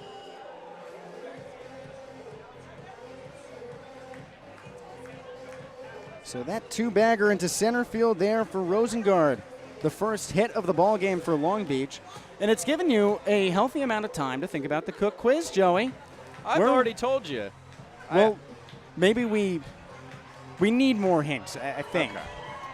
Do you want to give one more hint? Because right now I'm between the Mariners and the White Sox. So again, if you're just tuning in, we're asking which MLB team in 2026 has hit the highest number of home runs of at least 460 feet. We're asking that because the Coast sent the ball a little further in the thin air over the last 2 weeks in the Rocky Mountains. First pitch to Johnny Pappas. He swings and flies it deep down the right field line, tracking over towards the foul pole, Zebros. He makes the catch inside the line. Both runners tag. Corona on his way home, and he scores without a problem. 5-2 Yuba-Sutter. Long Beach adding on a pair. Benjamin Rosengard moving over towards third. And I will tell you, this team has some history. It's won the World Series, but not in the 21st century. Well, it wouldn't matter for the Mariners anyways. They haven't even been to a World Series. So that eliminates them. And I guess that also eliminates the White Sox. But no, they did win in the 20th century. Yes, I said they have not won in the 21st. Eddie Pelk bounces this one out to short. Devin Dixon Crow hops to first. And whoever came up with the athletics, well, you're on the money. 5 home runs of at least 460 feet this season. You got it. We're moving on to the top of the 6th. Long Beach adds on a pair, but still trails by 3. Breaking through with a hit for the first time today. 6, 7, and 8 due up for Yuba-Sutter when we return with more from the Long Beach Baseball Network.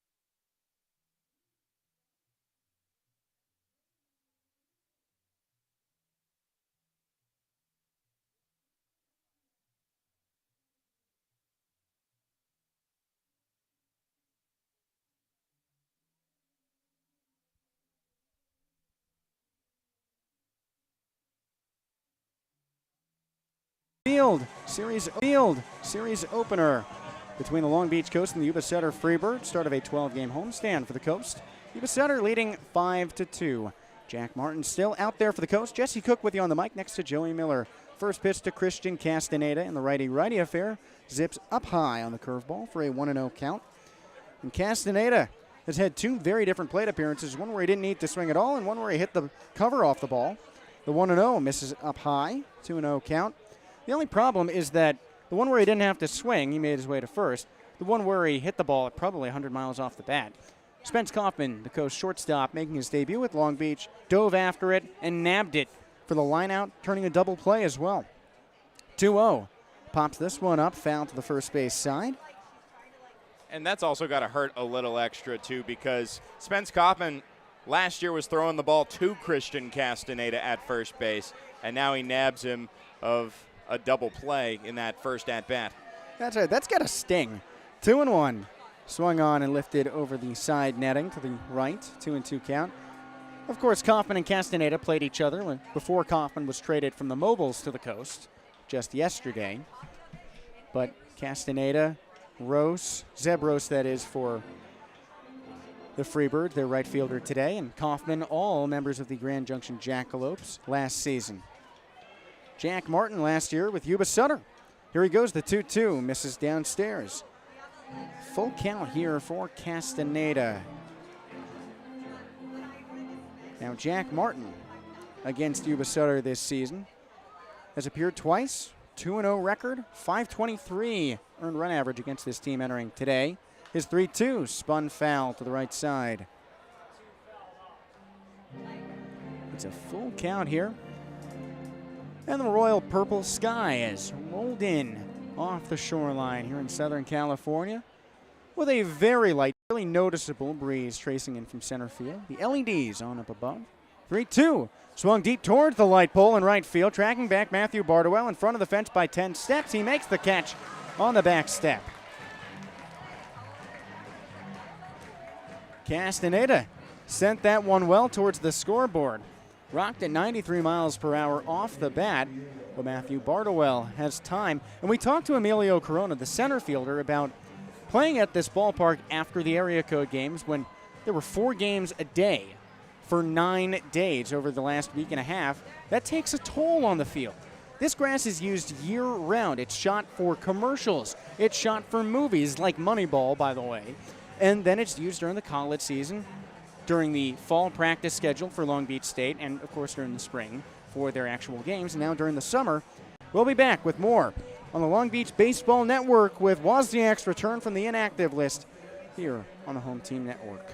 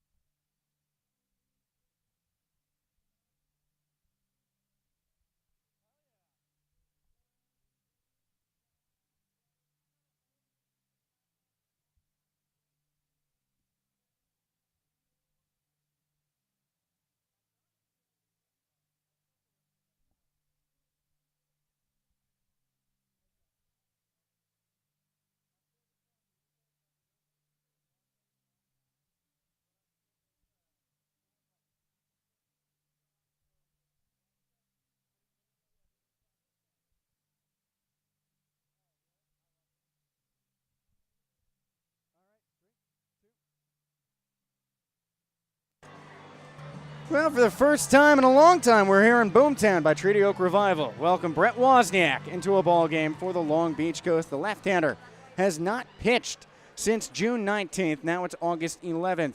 He makes his return from injury, dealing in a 5-2 hole to the Yuba-Sutter Freebirds with one out in the top of the sixth inning. Lefty-lefty affair. First pitch to Diego Aragon. Called the ball low and away at 89 miles per hour. 1-0 count. And Wozniak is a welcome sight for Long Beach Coast fans because he leads the team with a .221 earned run average. His 1-0 swung on and fouled off to the left side. 1-1 count.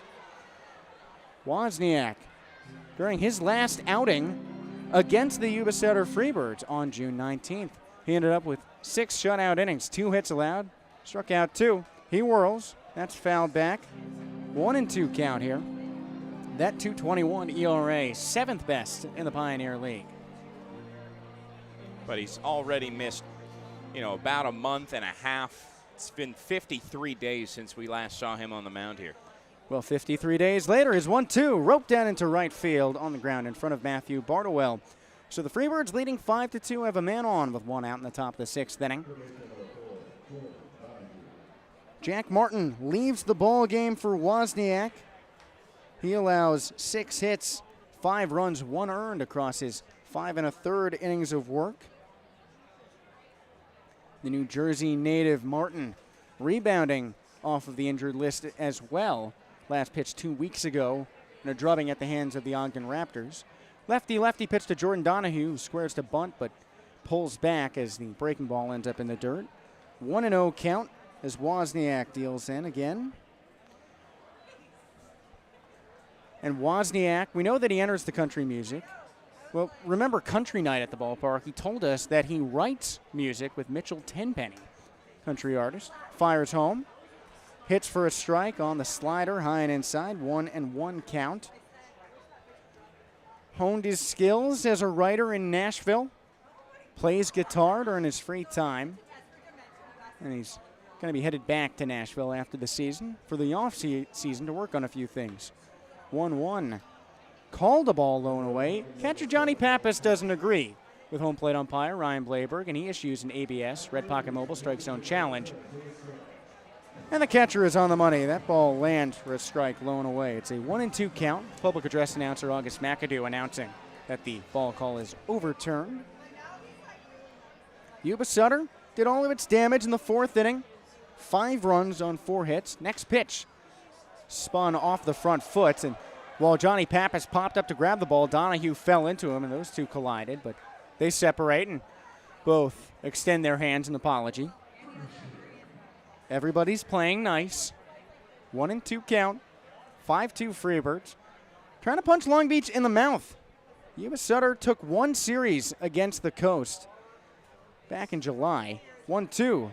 Swung on and foul tipped into the mitt. Johnny Pappas triumphantly holding up his mitt to the umpire, Ryan Blayberg, to show off that he caught it. So Brett Wozniak has his first strikeout back. It's been almost 2 months. Well, here comes Devin Dixon digging in on the right side. Dixon 0 for 2 so far. Flied out to right his first time up, to center after that in the 4th. Eddie Pelk waiting for the trifecta out in left field. First pitch, 83-mile-per-hour bender, misses low and inside. Now, in case you forgot some other things about Wozniak, he's 24 years old, out of Garden Grove, California. The lefty is a second-year Pioneer Leaguer. He whirls in another pitch, but misses again on the slider in the low 80s. 2-0 count. That one at 81. Started his PBL career with Yuba-Sutter last season, but when their pitching coach, Jerome Williams, became the Coast pitching coach, he decided to jump ship with him. 2-0. That lands downstairs, as did starter Jack Martin. So I'm sensing a theme today, Joey. Pitchers directly off the inactive list, returning from injury, who played with the Freebirds, the High Wheelers, last year. 3-0. And it's a 4-pitch walk as the fastball misses down by the ankles. Runners on first and second for Yuba-Sutter with 2 away in the top of the 6th, and a 5-2 lead for the visiting crew. Top of the order coming up now, Zeb Rose already. It's in a pretty hefty punch right across Long Beach's nose with that leadoff home run in the 4th inning. Yeah, it went just over 400 feet, too. He got all of it. He digs in on the right side. Wozniak, the lefty, bounces his fastball by the ankles. By the toes, rather. 1-0 count. Wozniak last year with Yuba-Sutter mounted a .345 earned run average across his 17 appearances. Well, it's .221 with Long Beach. I'd say things have evened out for him as he's moved to the southernmost team in the Pioneer League, although southernmost only for this year. 1-0. This is low and inside. Johnny Pappas pops up to talk to his pitcher. Announced while the team was on the road that Orange County, Irvine, is getting a team next year, also owned by the same group that owns the Coast, the Freebirds, and the Ballers, Innovation Baseball. And that team will debut next season, and I believe they're playing, or the Anteaters play, UC Irvine's home field. So that team about a half hour south from here. We'll get to look at them. Pinch runner coming in for Yuba-Sutter. And Isaac Nunez replaces Devin Dixon out there. Of course, Nunez is an infielder, but in the Pioneer League, if you were replaced offensively, you can return to the game defensively. So we'll check which of the shortstops is out there. First pitch to Rose after the mound visit is a strike on the 88-mile-per-hour heater. So whatever Johnny Pappas had to say evidently inspired some confidence to attack the zone.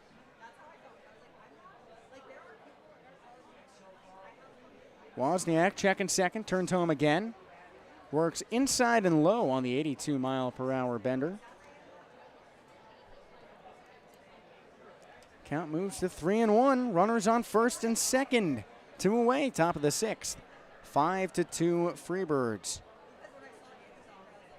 Wozniak kicks up high. Meatball for a strike. Full count here. Well, start the merry-go-round. Both runners on first and second are forced, so they'll be off with the pitch. And a full count with 2 away here.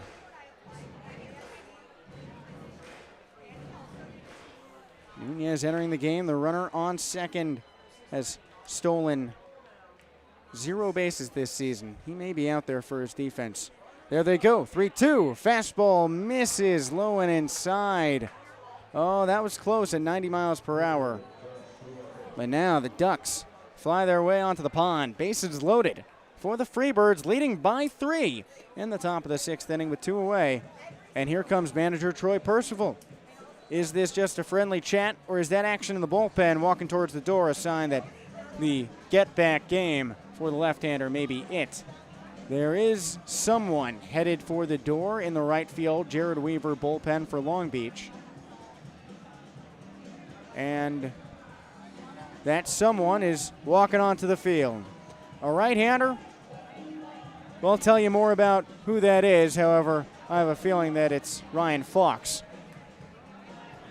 We'll be back with the third pitcher of the inning. Long Beach trying to work out of a jam with the bases loaded and 2 away, down by a trio, when we return with more from the Long Beach Baseball Network.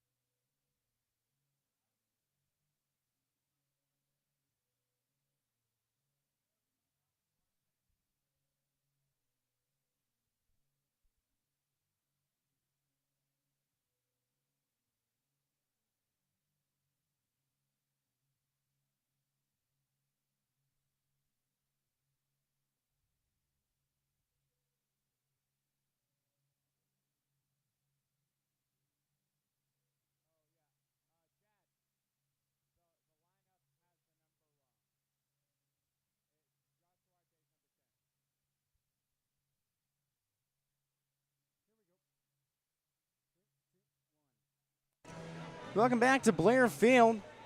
Top of the 6th inning, still carrying on. Bases loaded for Yuba-Sutter, leading 5-2 with 2 away, and a new pitcher in the game. Ryan Fox, the right-hander, dealing to Yuba-Sutter's left fielder Josh Duarte. First pitch out of the pen. Misses low and away. 1-0 count for Fox, who enters this game with a .545 earned run average. And he's working in after a road trip where he enjoys just a couple outings without an earned run. 1-0. Swung on and fouled back. 1-1 count. Fox, against the Glacier Range Riders over the past week, dealt 2 appearances, 3 1/3 innings, allowing 1 run in total on 3 hits. Allowed 4 total runs across the 2-week road trip, mostly pitching against Ogden. Next pitch runs high and inside. It's a 2-1 count. Duarte hitless so far, although he's reached base twice on an error and a walk. Flied out to left his first time up. Yuba-Sutter loading the bases with 1 hit and 2 free passes this frame. 2-1, check swing up high. 3-1 count as the 89-mile-per-hour heater misses. Fox relieves Brett Wozniak in his return game from injury after missing more than a month and a half. He last pitched on June 19th. Today's August 11th. Struck out 1, but allowed 1 hit and issued those 2 walks. Jack Martin began the frame. 3-1 up high, and the Freebirds earn a bases-loaded walk to take a 6-2 lead. Well, walks were not really a problem for Long Beach leading up to the road trip. In fact, they enjoyed a stretch in that last series against the Mobiles where across the 3 games they only fired off 3 free passes.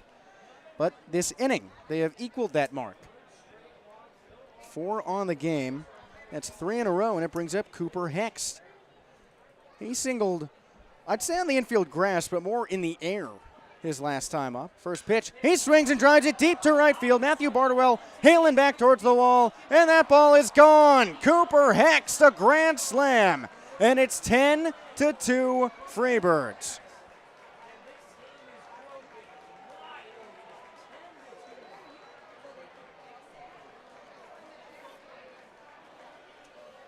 Cooper Hext pulling into that one, 95 miles per hour off the bat, 358 feet. And the second-year Yuba-Sutter batter who started the campaign in the Frontier League has his 4th home run of the year, 15 total RBIs for him. 2 home runs for Yuba-Sutter in the game. Zebros had the first pitch to Zach Chamizo. He swings and misses. But the relatively new guys are getting the job done. Hext has only been with the Freebirds for about the last month. Zeb Rose, a little less than that. 19th game for Hext. 19th appearance for Rose, but 17th start. That pitch is fouled off, so it's an 0-2 count. Ryan Fox trying to end this inning without any further damage. 2 of those runs on his ledger. 0-2, fended off to the left side and out of play. Fox has allowed a home run in 4 of his last 5 outings now.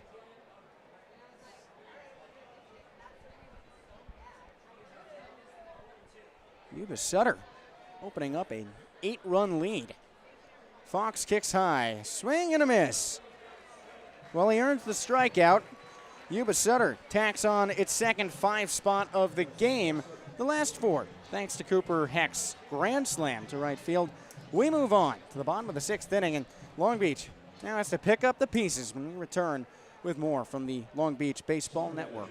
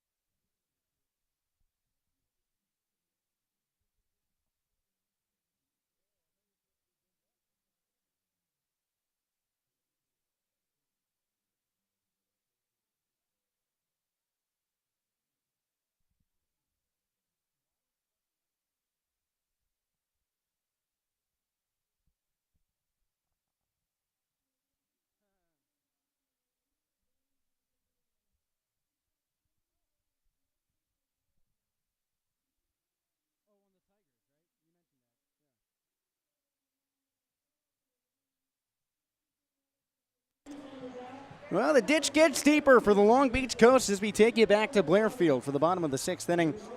What looked like the makings of a comeback with 2 runs in the last frame to close the gap to 5-2 Freebirds is now 10-2 Freebirds. The Coast back at the plate with the newbie, Spence Kaufman, acquired by trade yesterday, leading off against the righty, Anthony Silva's first pitch, and the fellow righty leans out of the way. 93-mile-per-hour fastball for chin music, grooving him back, 1-0 count. Yuba-Sutter, 5 runs in the 4th inning. Long Beach pieces its way back with 2 runs in the last frame, but 5 more in the top of the 6th. The 1-0 shanked high and outside for a 2-0 count. The latest punch, one straight to the gut from Cooper Hext, a grand slam. In a situation with 2 outs. 2-0. Swung on and roped right back up the middle. Spence Kaufman has his first hit as a member of the Coast. Bobbled in center by Hext, but Kaufman holds up where he is. Second hit of the ball game for the Coast after Benjamin Rosengard's double in the last frame. And here comes Cuba Bess. Well, if there ever was anyone to pull you out of a deficit, I'd say it's the guy who hit 2 grand slams in a game back in Ogden. Cuba Bess, team leader in home runs. Oh boy, has he clubbed the baseball. He's fired off 22 this year. Righty pitching to a lefty from the stretch. Bess swings and jogs it foul to the right side. 0-1 count for him. Kaufman on first, former Padres prospect. Cut at the beginning of the 2025 season from the Lake Elsinore Storm, about an hour from here. Cuba Bess, the other hitter on the team with affiliate experience. He watches as that pitch misses downstairs. 1-1 count.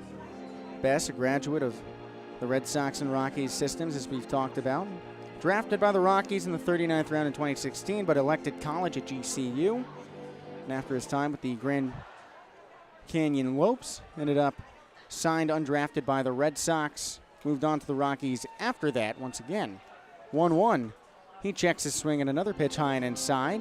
92-mile-per-hour bender. Fastball for a strike, for a ball high and inside.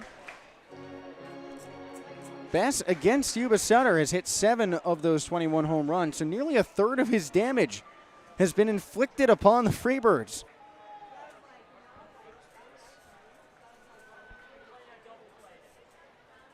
Silvis wiping the sweat from his chin off his shoulder. Resets on the mound, leaning in for the signal. Right arm dangling by his knees with black sleeves pulled down to the wrist on both arms underneath the teal jersey. 2-1. Bess swings and misses. Chasing the changeup, blown away. 2-2 count. And the Colorado native, Bess, is walking in after a series in Glacier in Kalispell against Glacier, where he records 4 hits and 14 at-bats, but he hasn't seen any action since Thursday. Sat out the games on Friday and Saturday. 2-2 count. Silvis rears back. Bess swings and fends it off to the left side and foul. Nobody out, runner on first for a Coast team in a hole. 10-2 Freebirds.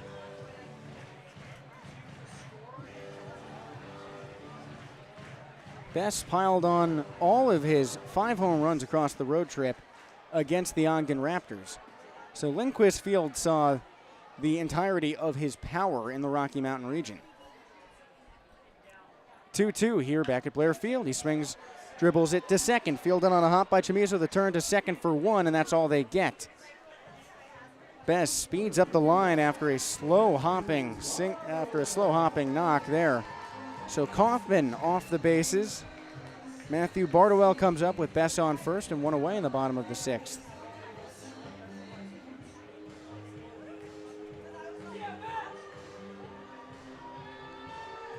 Bardowell, much like Long Beach's pitchers today, Jack Martin, the starter, and Brett Wozniak, a reliever, returned from injury, but that was in Ogden. He missed 10 games after taking a pitch to the face. Luckily, he was all right. That was scary. First pitch, the big righty swings and foul, tips it. 0-1 count, the 6'4" native of Fontana down here in Southern California. Same hometown as manager Troy Percival. Troy Percival, who just celebrated his birthday just this past weekend, so happy birthday to the skip. Happy birthday, Troy. He's got his family in town, as he always does, with his son Cole being on the team. Next pitch, foul down the right field line. 0-2 count. Now Jack Martin's start today is a direct result of his being activated, while Cole Percival is inactivated for an undisclosed injury as well. So we hope for a speedy recovery for him. Bardwell in the middle of the righty box. Silva with an 0-2 count. Whirls on home. Swing and a miss. So there are 2 away for a Coast team down by 8 in the bottom of the 6th inning. Cuba Best, the runner on first. Here comes Cooper Vest.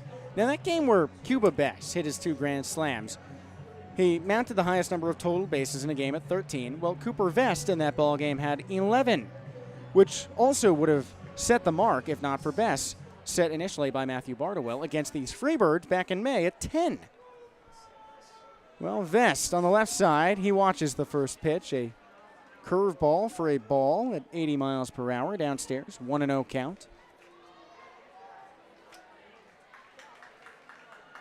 Vest on the road at the Range Riders, 5 for 19. He's 0 for 2 today. 1-0. He cuts and powers this one to the right center field gap. It's hanging up there. Rose in pursuit, and he makes the catch on the run. Zeb Rose tracking that ball down a good 10 feet in front of the warning track. Cooper Vest sent a charge, but Yuba-Sutter, like it has all game, keeps Long Beach in check. Anthony Silvis working through another frame with a 10-2 Yuba-Sutter lead. Joey Miller will take you through the last 3 innings on the play-by-play as we move on to the top of the 7th inning here with the Long Beach Baseball Network.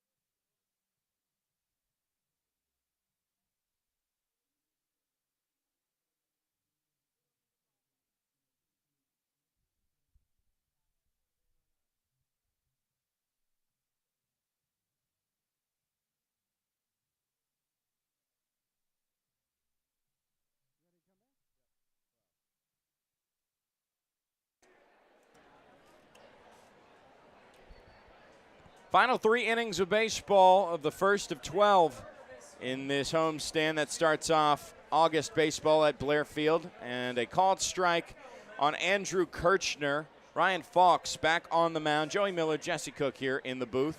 Kirchner fouls the next pitch to the backstop for an 0-2 count.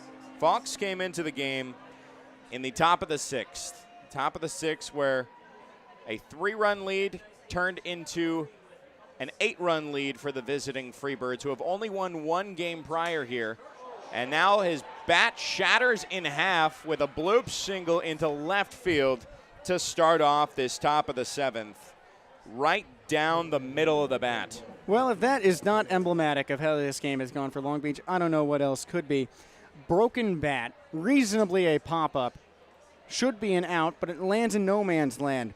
Long Beach has committed errors at crucial times that have allowed runs to score, close pitches that I thought should have been challenged but were not, and then just these instances where they get the Freebirds on the ropes with 2 outs and cannot end the inning. One person who has not had the better side of The luck that the Freebirds seem to be having this Tuesday night is Christian Castaneda. He is 0 for 2. Now this one gets away from Pappas on the pass ball, I believe. That will allow the runner to advance to second base. Kirchner now in scoring position. It is 10-2 Freebirds. The big hit that shifted the momentum entirely towards the Freebirds as of right now was the grand slam that Fox gave up to Cooper Hext. Now Fox is trying to get back into the good graces of his pitching staff and his team. Misses this time for a 2-0 count to Castaneda. On the ground, picked up out of the dirt by Jablonski, has the throw to first. Kirchner advances to third during the distraction, but out number 1 is recorded. Castaneda now 0 for 3 tonight. Diego Aragon, a teammate of Christian Castaneda this year and last, comes up to the plate. He was the first to face off against Wozniak. Wozniak, who came out of the pen, usually a starter, but he's off the IL. Swing and a miss for Aragon at the top steps of the outside corner for strike 1. Came off the IL. He was placed on the IL on June 21st, 2 days after his last outing prior to tonight. Aragon fouls a pitch towards the third base parking lot for strike 2. So 51 days on the IL. It's good to see Wozniak is back. He had some shoulder issues that he was rehabbing over the entirety of the month of July. But he gives up 3 runs on his line, courtesy of 2 walks and 1 hit. Foul ball back to the backstop. Wozniak himself did not give up a hit that drove in a run. Fox with that grand slam and a walk with the bases loaded put those runs on Wozniak's line. Another foul ball, it stays 0-2. Fox has 2 runs of the 5 on his line right now. On the road, in his 8 innings of work and 5 appearances, he had the most strikeouts out of any reliever for the Coast, 9 in the Rocky Mountain region. Fox misses outside. He played in the Rocky Mountains last year with the Idaho Falls Chuckers. So he's no stranger to some of those stadiums. 1-2. Rings up Aragon on a late call there. The changeup gets a backwards K for Fox, his second in this appearance, and out number 2. Still a runner at third for the Freebirds, but a chance at what could be a big 0 on the board for Fox heading into stretch time. The second time that Aragon has been retired. And a breaking ball finds the zone for the first pitch to Jordan Donahue now for strike 1. Had himself a 2-run triple to left field.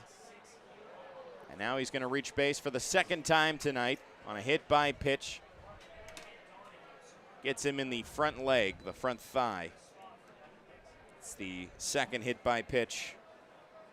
Rather, the first hit by pitch issued by, no, the second hit by pitch from a Long Beach Coaster.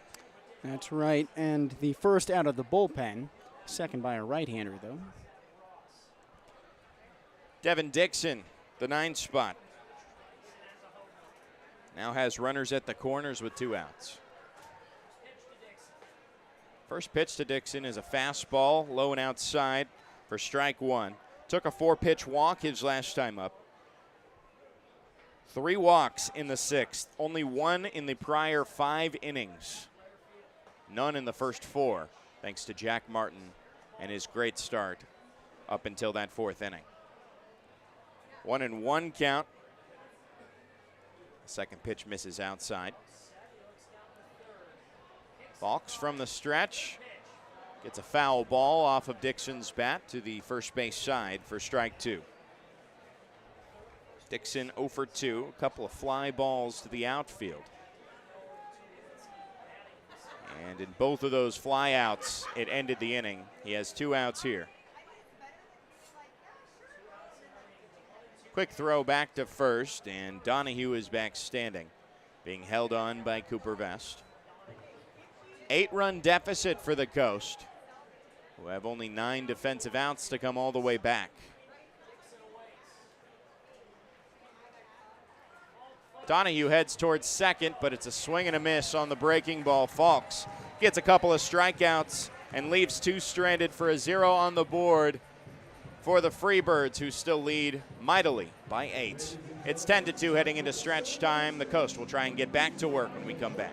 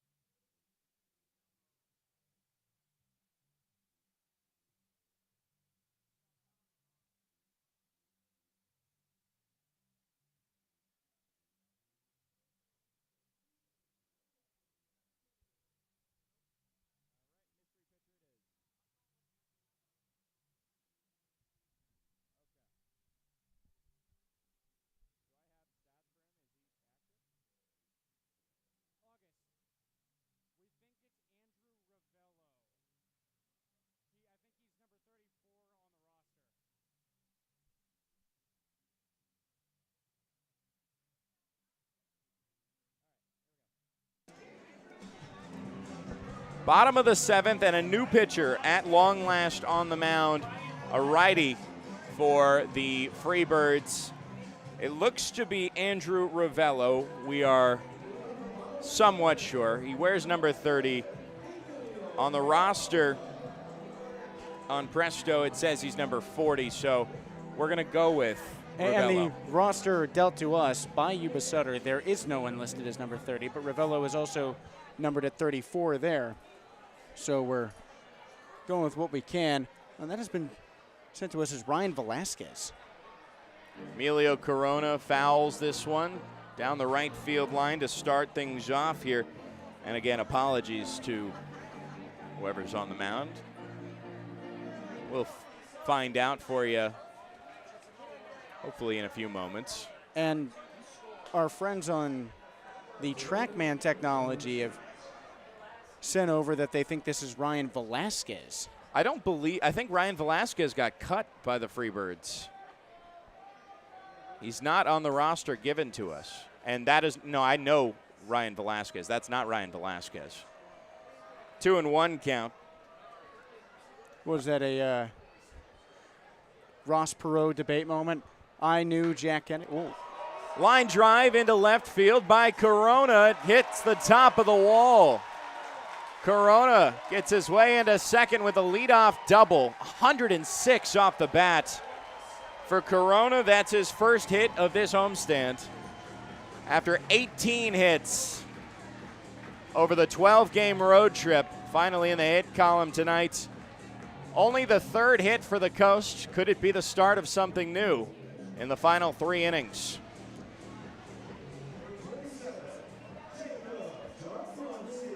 Loud contact, and now here's Jablonski, who's 0 for 2 with a couple of strikeouts. And Silvis finishes his line with 8 strikeouts. In his 14 2/3 innings of work, in his 4 appearances with the Long Beach Coast, against the Long Beach Coast prior to this, he had 10 strikeouts across those 4 appearances. 8 in this appearance. Fantastic work from Silvas, setting him up for a potential win.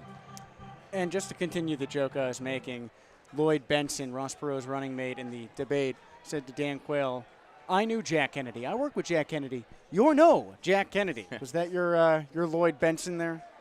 Maybe not intentionally. It's a 2-0 that misses, or rather an 1-0 that misses, and Aragon's going to have a quick meeting with mystery pitcher.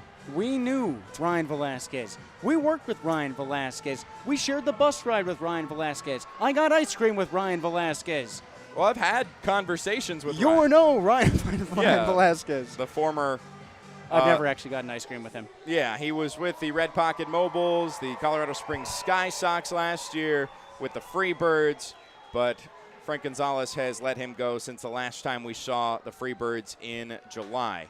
Jablonski golfs this one in the air to the left side, and the third baseman has trouble with it. Donahue lets this one fall for the error. Everybody's safe. That is the second error for the Yuba-Sutter Freebirds, and potentially a costly one. So Jablonski now aboard. That one, the exit angle was 70 degrees. We don't have how high it went. Probably went a country mile, and now Frank Gonzalez having a word with his new arm on the mound.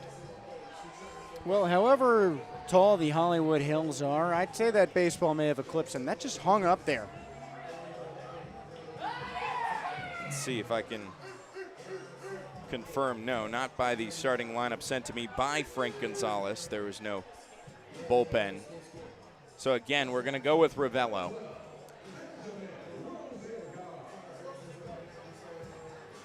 Nobody out, 2 on. And now here's Benjamin Rosengard. Rosengard, who did so much damage against Frank Gonzalez last year when he was with the Idaho Falls Chuckers. Takes the first pitch low for ball 1. Batted .463 with the Chuckers last year. Modern era record. Now .383. Heading into this game, a swing and a miss for Rosengard and a 1-1 count. His 15th game played, back with his old skipper Troy Percival. We'll have a bobblehead tomorrow. A birthday bash for Troy Percival and Troy Gloss, the hitting coach. The former Angels will don the Coast jerseys of their little figurines. They're high-fiving each other. You can get your tickets now at longbeachcoast.com. Tomorrow night at 6:35 start time, but you'll want to get here early if you want to get yourself a bobblehead. 2-1 count now for Rosengard, and it hits for strike 2. And if you are one of the poor unfortunates who can't make it for the game itself, we'll have you covered with all the bobblehead action at 6:15 on our Beach Ball pregame report. Of course, you can probably just go on eBay like 20 minutes after the game is over and find your own anyway. At a premium, because I've seen. So when I was with the Grizzlies, or the Gateway Grizzlies of the Frontier League, we had a couple of bobblehead days where I would go on eBay the day after and see just how much they were going for, and it's crazy. Foul ball off the handle of Rosengard over to the third base side, and it is caught by Dixon. At shortstop, he was behind Donahue. There's out number 1. But there were a couple St. Louis Browns bobbleheads of some maybe forgotten players, Ned Garver being one of them. The St. Louis Browns now, do you know who the current team of the St. Louis Browns is now? It's American League East. It's a long history, because haven't they moved a couple times? A couple times, yes. Is this the American League East? Is it the Rain? Oh, it's the East. Is it the Orioles now? Yes. Okay, yeah. It's a fun fact I did not learn until a couple of years ago. The St. Louis Browns Historical Society comes out to those games. Easton Jones now in his first at-bat replaces Johnny Pappas in a pinch hitting role. He just came back from his home state of Utah, out of Lehigh, Utah, a BYU product. Both runners going on the double steal. Aragon eats the throw that he was going to head down towards second to try and nab Jablonski. A successful double steal. Now 2 in scoring position for Jones.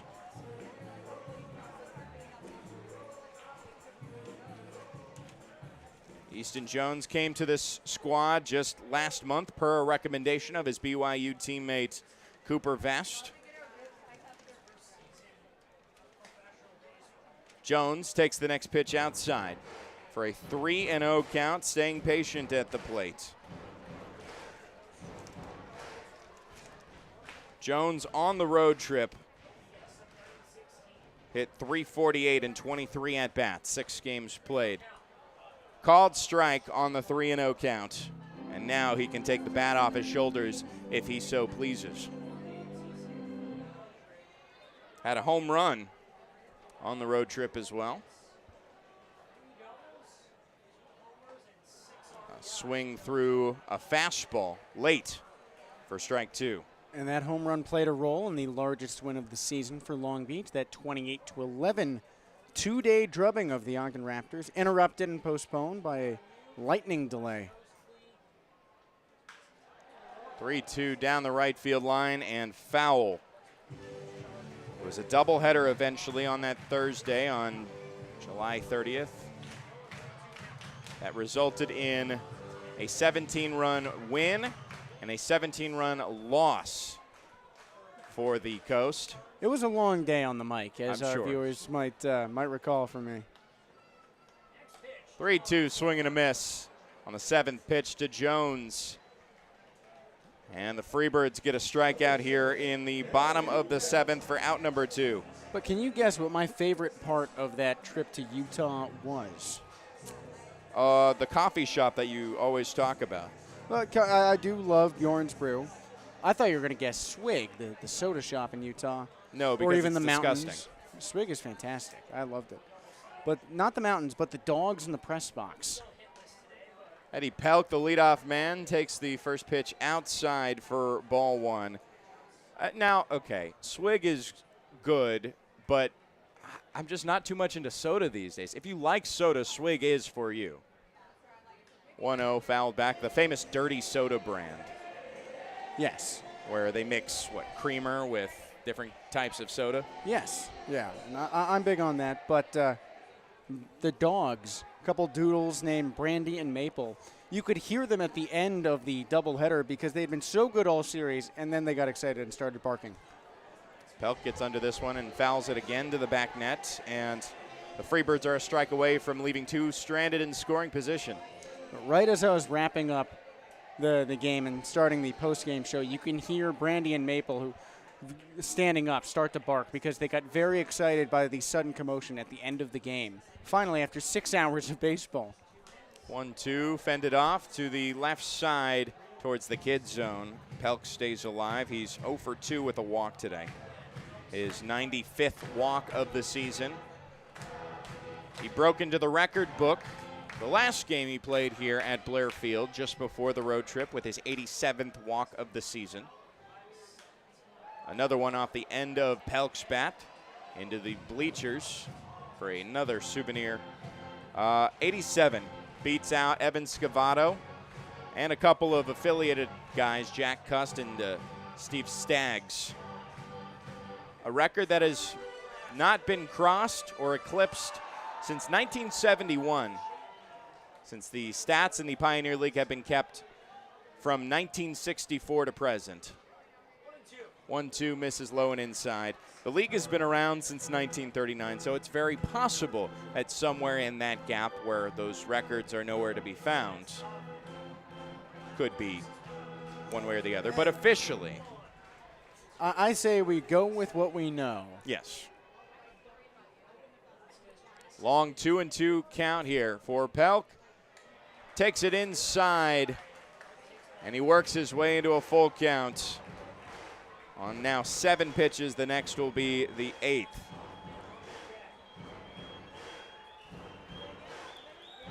Only 2 hits given up by Anthony Silvis in the first 6 innings. 1 here in the 7th that led things off. Pelk in the air towards shallow center field, and Dixon has it for out number 3. That leaves 2 stranded. 4 straight innings for the Coast, leaving a runner stranded. They still trail by 8. 10-2 is the score heading into the 8th. We'll be right back on the Coast Media Network.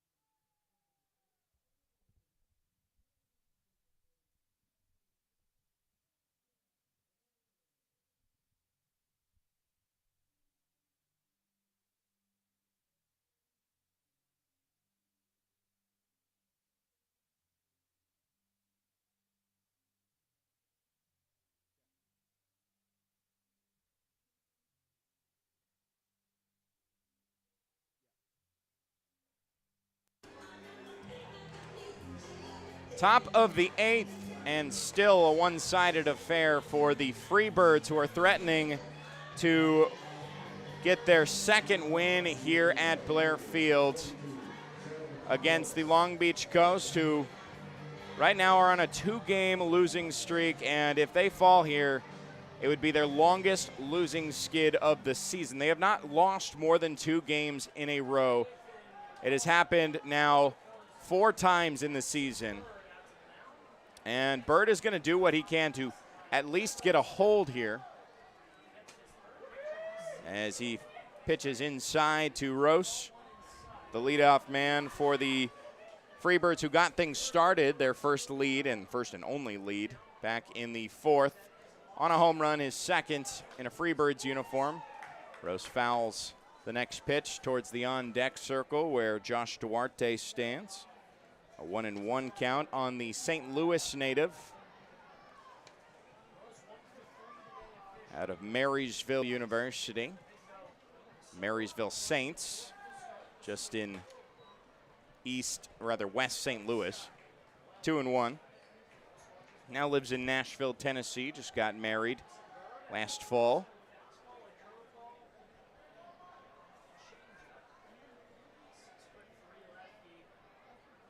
Bird, high leg kick, and misses just outside for ball 3. Bird had 5 appearances on the road trip, most recently just last week on the 6th, 5 days ago in Glacier, where he took the loss. Or rather, no, on the 6th, he did not take a loss there. I'll amend that statement. Gets a strike there for a 3-2 count. Nobody out, nobody on. Rose takes the pitch high and outside for his 2nd walk of the day. Something he has been accustomed to, especially in my recollection of his time with the Jackalopes last year. He got 22 hit by pitches, but he found his way aboard quite often with the Grand Junction Jackalopes in his first professional season, 65 walks. Still under Eddie Pelk's now 95 on the season this year. Called strike to Josh Duarte to start him off. Open stance for Duarte, the outfielder. And a throw over to first to check on Rose, and it makes sense too because Rose led the team in stolen bases with 52. So far this year, between his two new teams, he's gotten 17 stolen bases, 10 with the Quebec Capitals, the four-peat Quebec Capitals. There's a breaking ball that misses inside for a 1-1 count. Allez, Quebec. The Quebec Capitals are essentially, if you're new to Indie Ball, they're the Dodgers of Indie Ball. Everybody kind of hates them at this point, outside of the Quebec Capitals fan base. Bird misses inside. Outside of the Dodgers fan base, I will say. I know I'm in enemy territory right now. But, you know, in terms of the talk of the potential lockout next year, Tarek Skubal, who just got added to the Dodgers, they just keep stacking their lineup as Quebec Capitals, the Quebec Capitals and Scalabrinis tend to do. Hey, les habitants de Québec adorent les capitales. Oui. Which is essentially saying the habitants, the term for French Canadians that they coined themselves, they love their caps. 3-1, misses inside, I believe. Duarte is still readjusting his batting gloves. And yes, he's going to take first, slowly. Back-to-back walks from Bird. Runners at first and second start off this 8th inning. And only one more point I'll make about the Capitals. It's the only team in Indie Ball outside of the Red Pocket Mobiles that have a branded bus that I know of. The Quebec Capitals have all of their championships on the side of the bus that they travel with everywhere. It seems a little pretentious if you ask me, but I still like a lot of the guys over there in Quebec. Yeah, but if you'd won 4 championships, wouldn't you want everyone else to know about it? 4 championships in a row, yeah. Might I add. The question of the Frontier League is who can stop the Capitals. The Y'alls might be looking to do that this year. They're looking hot. So. A swing and a miss for Cooper Hext, who got the big grand slam in the 6th. I could bat 1,000 with all my former teams winning a championship this year because my first team of summer ball, the only Crop Dusters, they won their first championship. I was their inaugural broadcaster. The Matsu Miners won their second chip in a row in the Alaska Baseball League. And now my old team, the Florence Y'alls, has a shot to go out and do it. And I never won with any of those teams. The Miners, we got close. We made it to the championship round. And this is your first time that you'll get to call a playoff game next month. Not at the pro level, yes. At the pro level, yeah. 2-1 to Hext. Of course, my team of last year, the Rocky Mountain Vibes, no longer exists, so they can't do anything this year. But they missed the playoffs, as did the Y'alls in my year there. But the Miners made the championship, collegiate summer ball, and the Crop Dusters had one playoff game. 2-1 swing through a fastball that moves away from the lefty on this lefty-on-lefty matchup. A 2-2 count. So at the professional level, as a baseball broadcaster, yes, this will be my first trip to the playoffs. As will it be for a lot of these players just next month. Tapped up the first base line. Vest is just going to get the out at first, while the other 2 base runners advance into scoring position on the 3 unassisted. Out number 1 of this 8th inning. Zach Chamizo to the plate. Leads the team in RBI. Not somebody necessarily you want to see, especially with a deficit like this. 10-2 Freebirds on top. Threatening to potentially beat the Coast for the first time since July 8th, where they won 12-9. First pitch fastball, low and outside. Downward sloping action from the lefty Bird out of UC Riverside. 1 for 4, Chamizo in his 5th plate appearance tonight. 1-0 to Chamizo, misses inside. He goes with no batting gloves. The old country hardball approach.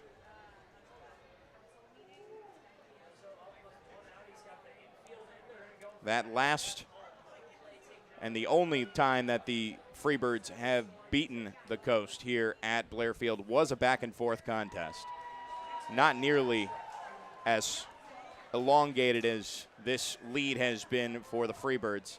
Now a 2-1 count on a called strike to Chamizo.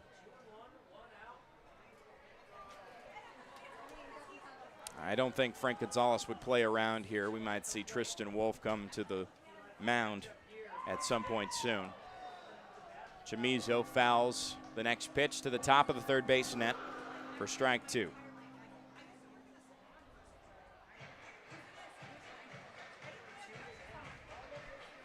Infield is now drawn in to try and cut the run.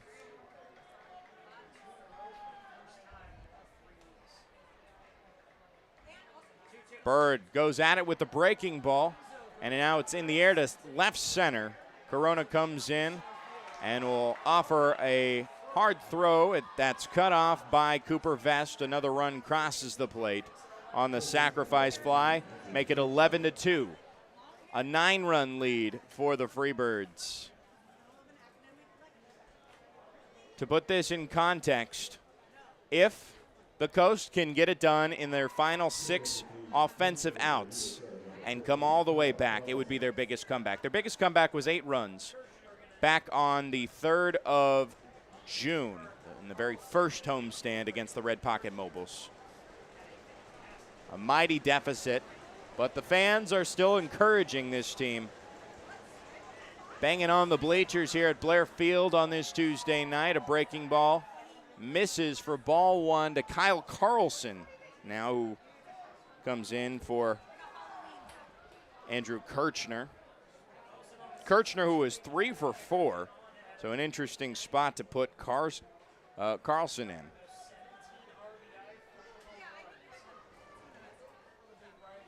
Takes the next pitch inside for now a 2-0 count.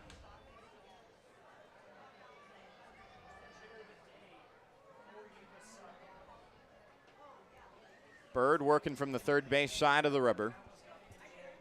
Infield now drawn back with just a runner at second. That's Duarte. Bird, a fastball, tries to clip the outer edge, but misses for ball 3.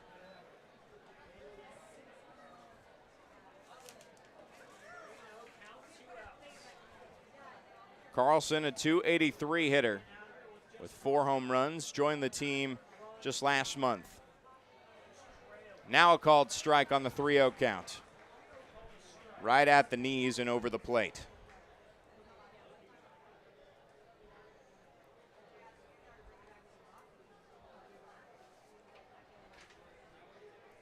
Bird sets from the chest. And now a ground ball off the handle to the shortstop, Kaufman, who throws on the run for out number 3. Another run crosses the plate on the sacrifice fly by Zach Chamizo, the RBI leader for the Freebirds, who now extend their lead 11-2 heading into the bottom of the 8th. We'll see what the Coast can do when we come back. You're listening to the Coast Media Network.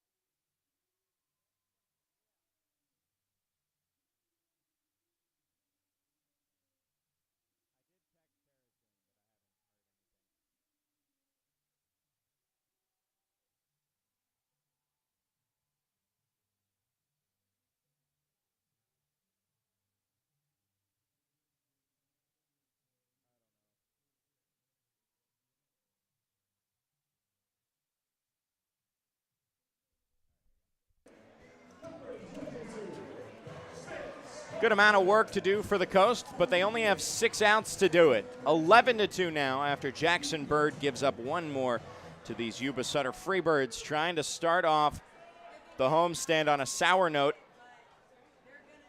Rather, the Freebirds are trying to make the Coast start this homestand off on a sour note. And Spence Kaufman takes the first pitch ball from a new pitcher, Andrew Ravello, who we thought the last pitcher was, but now this one for sure is Ravello, who throws a breaking ball that doesn't break and misses high. Kaufman, one of the 3 hits on the board, 2 runs for the Coast. He was caught in a fielder's choice back in the 6th inning where he got aboard with his first Coast hit. Former Red Pocket Mobile and Windy City Thunderbolt. Kind of a similar color scheme to the new branding of the Windy City Thunderbolts, which he had a 10-game stint with in the Frontier League to start his season. Takes the next pitch high for ball 3. I am friends with the graphic designer who initiated that rebrand and said he really wanted to lean into the darker colors to make the blue look more like lightning. Good slap shot up the middle for Kaufman. That's his 2nd hit of the day. A leadoff single for Kaufman. Who are you going to call to start a rally? It's going to be Spence Kaufman.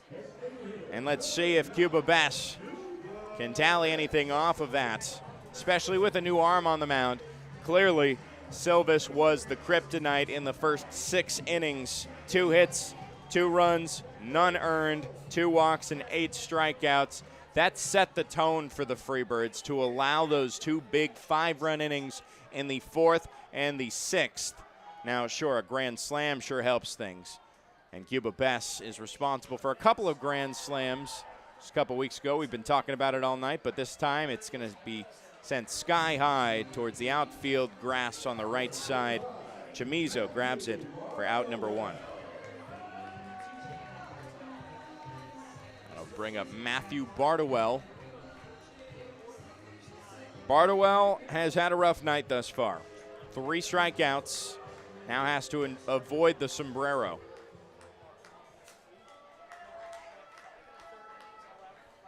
Holds the red bat high and takes a breaking ball inside for ball 1. Prior to this game, at Blair Field his last time, he left the game and entered the 10-day injured list, came back on the road. And he takes a breaking ball outside for ball 2. It was a scary look against the Red Pocket Mobiles. Or actually, no, that might have been the Freebirds. Pitch misses low for ball 3. Bardowell ahead of the count, 3-0.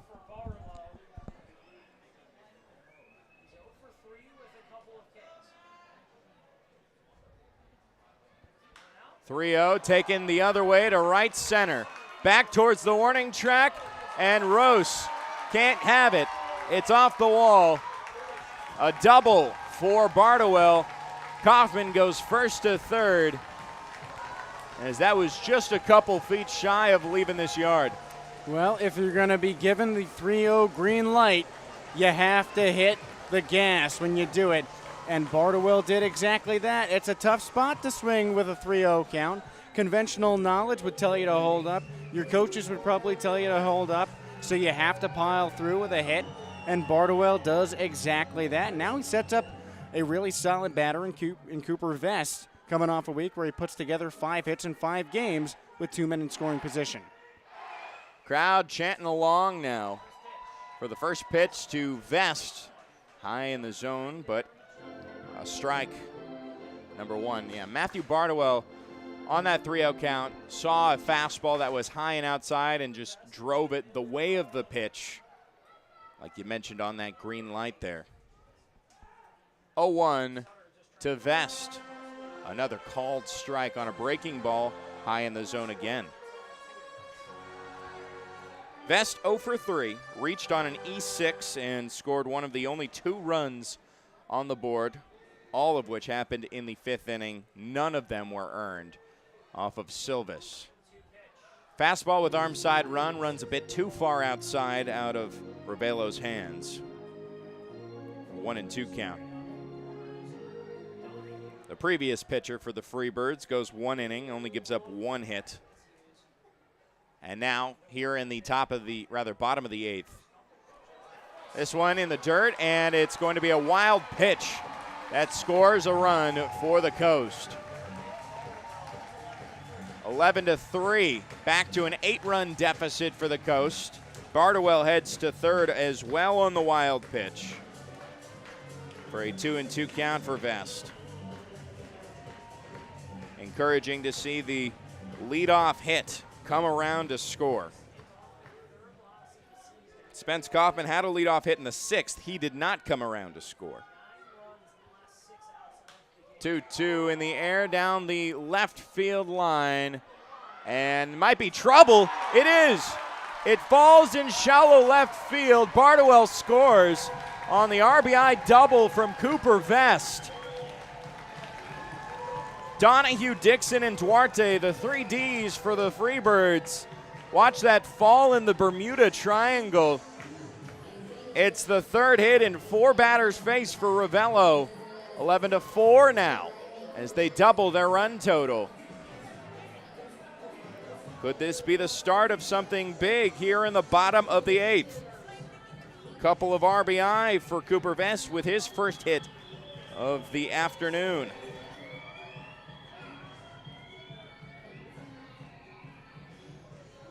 Emilio Corona is waiting patiently for his turn. Diego Aragon having a mound visit with Ravello. Corona already got himself into the hit column. Threatened to score just last inning on a leadoff double, but was left stranded at third. Had himself his 37th stolen base as well. First pitch foul, first base side onto the concourse and onto Dukmesian Drive.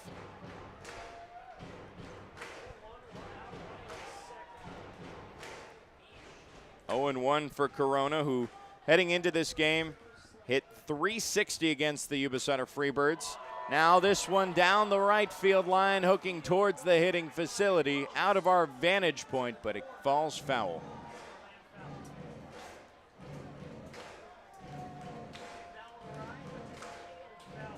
Crowd starting to sense a little bit of a spark here. Can Corona maintain that is the question.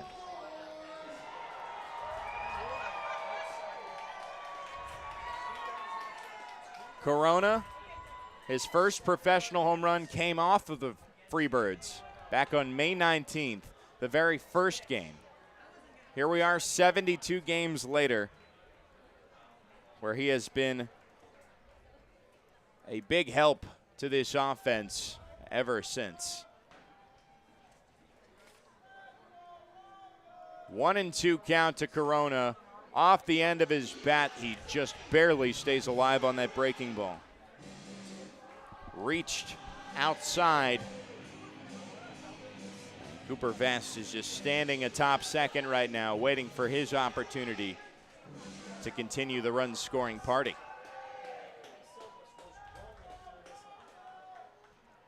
1-2. Below the knees on the fastball. Corona had a very long at-bat. A 10-pitch walk back in the 5th. The longest at-bat for the Coast offensively tonight. Can he win this now? End of the bat, flare, and foul into right field. 6 pitches into this at-bat.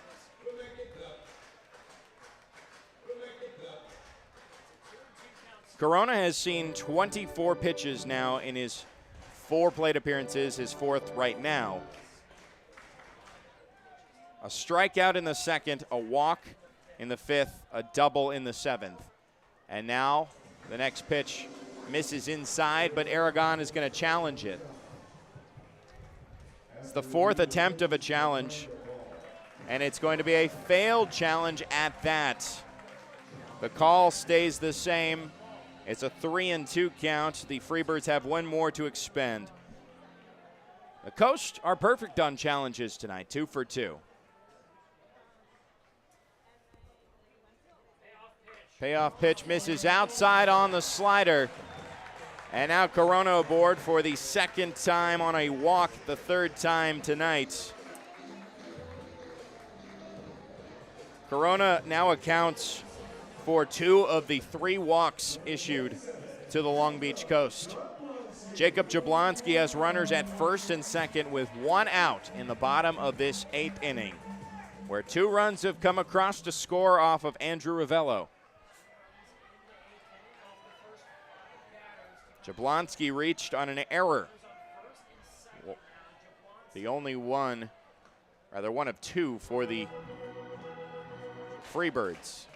First pitch taken outside for ball 1. Jablonski a strikeout victim twice, both at the hands of Anthony Silvas. Batting from the left side in all 4 plate appearances tonight. Only righties on the mound thus far for the Freebirds. Fastball misses high for ball 2. There are 2 lefties in the pen for the Freebirds that I doubt will be used.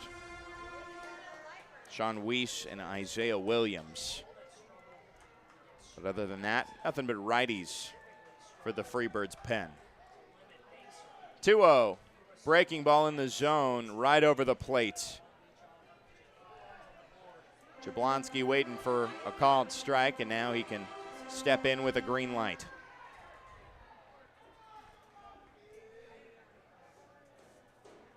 Dixon holding on the runner at second. A foul ball. Right into the bleachers there. It's going to be a souvenir. A fan picks it up. Doesn't offer much of theatrics there, but he gives it to a kid. Some fans are chanting Jablonski instead of LBC. Whatever works.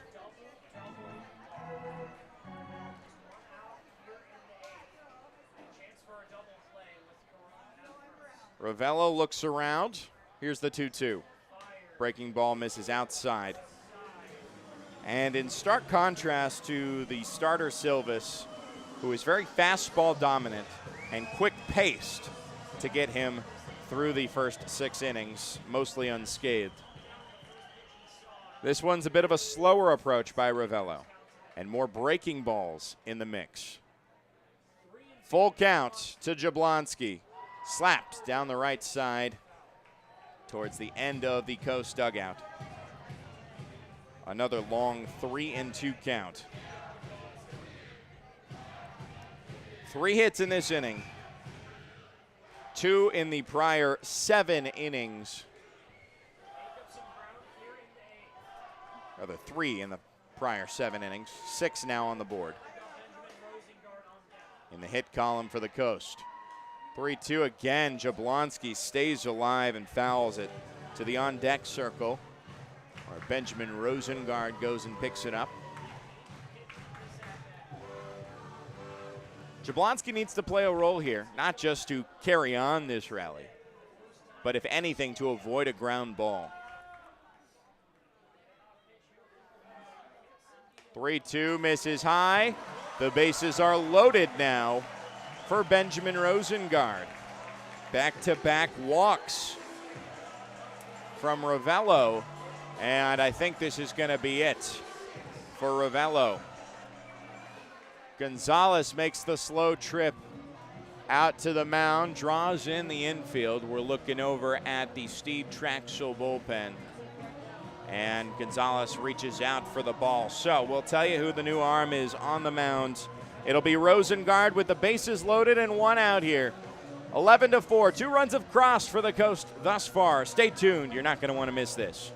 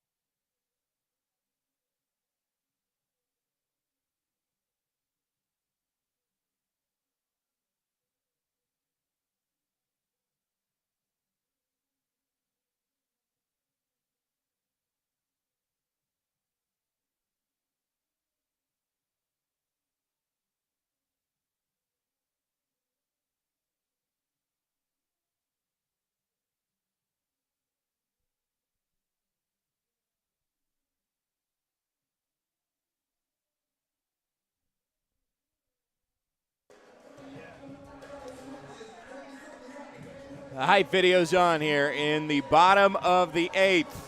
Right now, the Coast are seeing their first signs of life in a potential big spot here. They're still down by 7, but they have scored 2 runs already off of Andrew Avello, who is now out of the game. He only recorded 1 out in the 6 batters that he saw, walked the last 2 to load up the bases for Benjamin Rosengard. Rosengard has an RBI today thus far, a double back in the 5th. Went the other way with it, and now he faces off against the lefty Sean Weiss for ball 1. Sean Weiss in his 34th appearance with the Freebirds, a .553 average. Comes set. And the 1-0 breaks into the zone for a 1-1 count.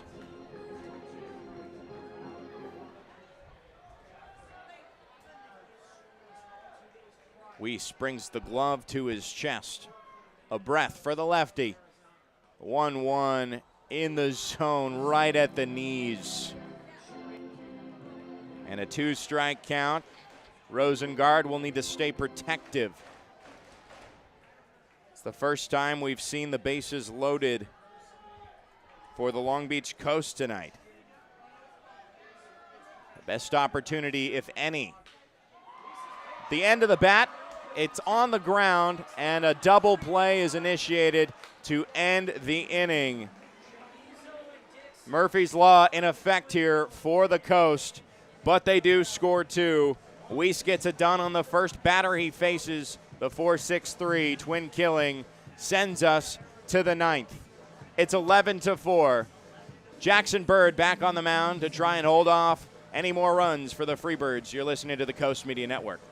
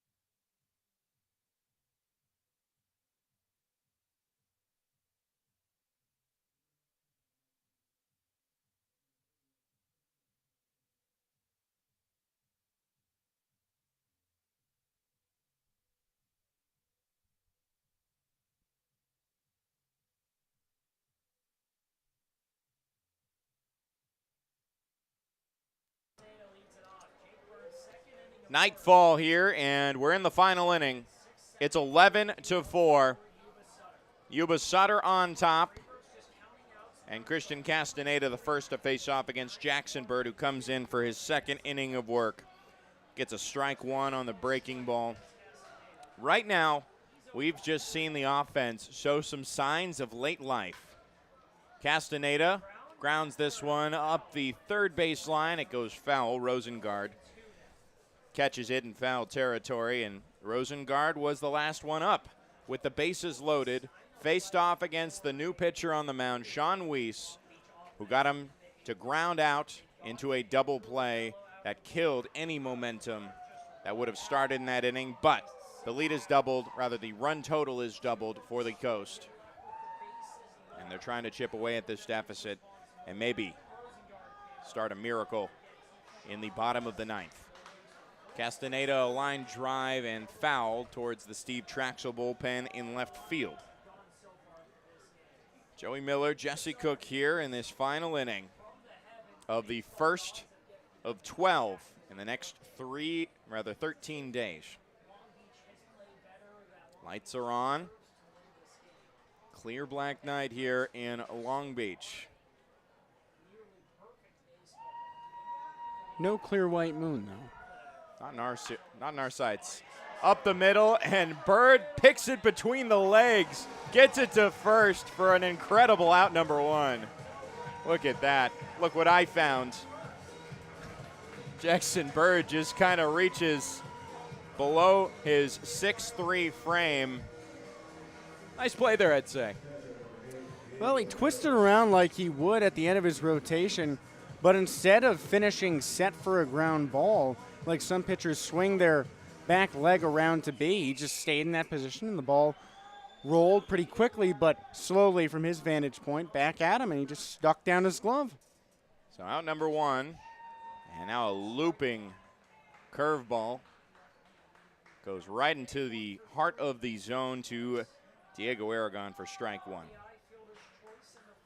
His first time facing off against Jackson Bird. Another breaking ball that misses high in the zone. Aragon is the initiator of the 2 attempted challenges for the Freebirds. One unsuccessful, the only unsuccessful challenge that we've seen thus far for the backstop of Yuba-Sutter. Swings out of his shoes there on the off speed. And now he's behind 1-2, the LSU Shreveport product, the NAIA school in which he went all the way towards a perfect season. The only time that's happened at the collegiate level. 1-2 inside out towards the other side, third base line. It's caught by Rosengard for out number 2. And what a play there from Rosengard, backpedaling, twisting down the line to find that ball, probably looking right up into the LEDs. So now 2 down, and Bird can play a role and finish what he needs to do, which is just put up that final 0 and see what his offense can do. Fastball in the zone to Donahue on this lefty-on-lefty matchup. A called strike. 1 for 3, a pair of strikeouts, and a hit by pitch for Donahue. Bird gets Donahue to ground to the second baseman Jablonski, then over to first. It's a 1-2-3 inning. The first in which we've seen since the 3rd inning. Finishes out the batters for the Freebirds, who have already done plenty of damage in today's game. They have an 11-4 advantage heading into the bottom of the 9th. Can the Coast pull off a miracle? You're going to have to wait and see when we come back on the Coast Media Network.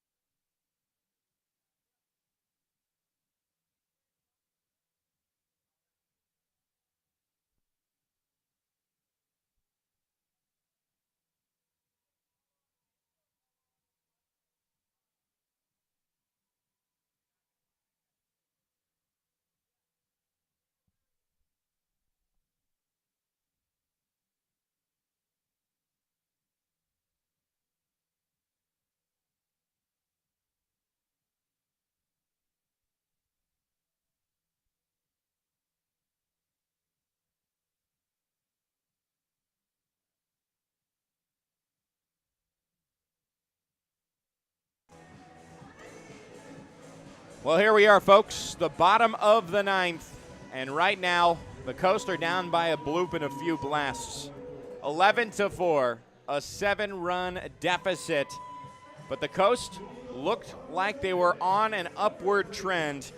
Johnny Pappas is going to reclaim his spot in the lineup, which he gave way to Easton Jones in the bottom of the 7th.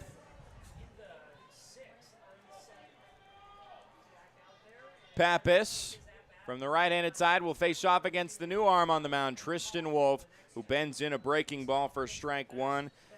The star starter for the Freebirds. 7 saves. He's tied for 4th in the league. At a point, he was the first in the Pioneer League in saves when Zach Volker jumped over him just before the switch to the second half. Wolf, the big leg kick, and misses outside. Wolf out of Colorado Mesa. Played his first season with the Grand Junction Jackalopes last year. But this is the first full season of his professional career. Foul ball from Pappas on the first base side. Gets it to a 2-2 count. Tristan Wolf, an incredible story. He was a scoreboard operator, an intern, done with baseball over the first 20 home games, including many of them, actually 18 of them to be exact, against the Idaho Falls Chuckers, managed by Troy Percival. Now a team that he faces off against here on the field, a 3-2 count. To Pappas, misses high on the fastball, and Pappas is aboard with a leadoff walk.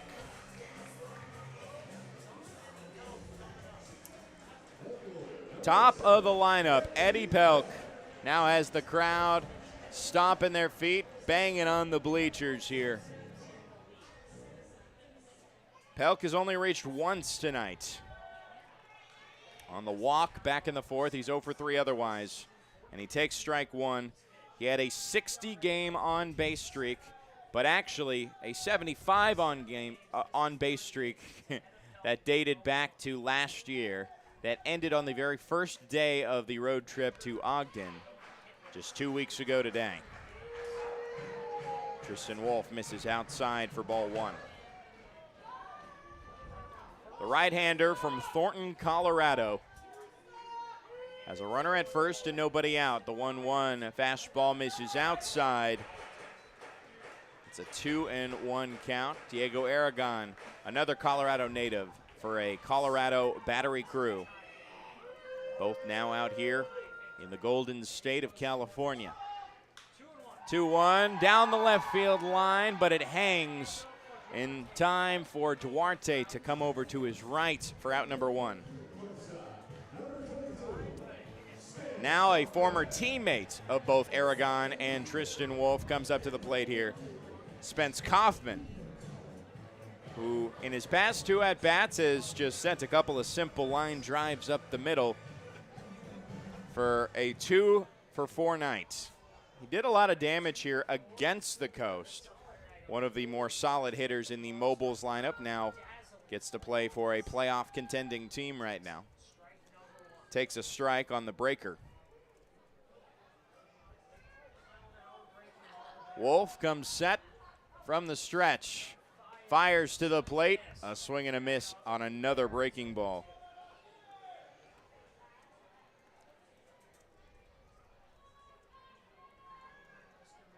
Kaufman out of Corinth, Mississippi. Second season in the Pioneer League, takes the next pitch outside for ball 1. When he was with the Padres organization, he was cut from the Lake Elsinore Storm, the single-A team, because there was an issue with the fact that they had 2 second basemen. It was Spence Kaufman and Leo DeVries, who was at the time the top prospect for the San Diego Padres, now with the Athletics. But that's what led him to the Pioneer League. And he has had a lot of success in this league ever since. 2-2 up the right side, and the first baseman Kirchner is just going to have the play at first while Pappas advances to second. And actually, just confirming that that's Pappas. Yes, it is. the unmistakable mustachioed catcher, is now in scoring position. But now just an out away, the Freebirds have a chance to start off this series strong with a win. The former Yuba-Sutter high wheeler of last year is the last man standing in the way of this potential series opening loss. The first pitch skips away from Aragon on the wild pitch. Pappas advances to third. Cuba Bess 0 for 4 right now,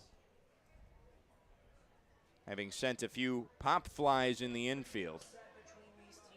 1-0, and this one's in the air, popped behind home plate. It's going to go over the net this time.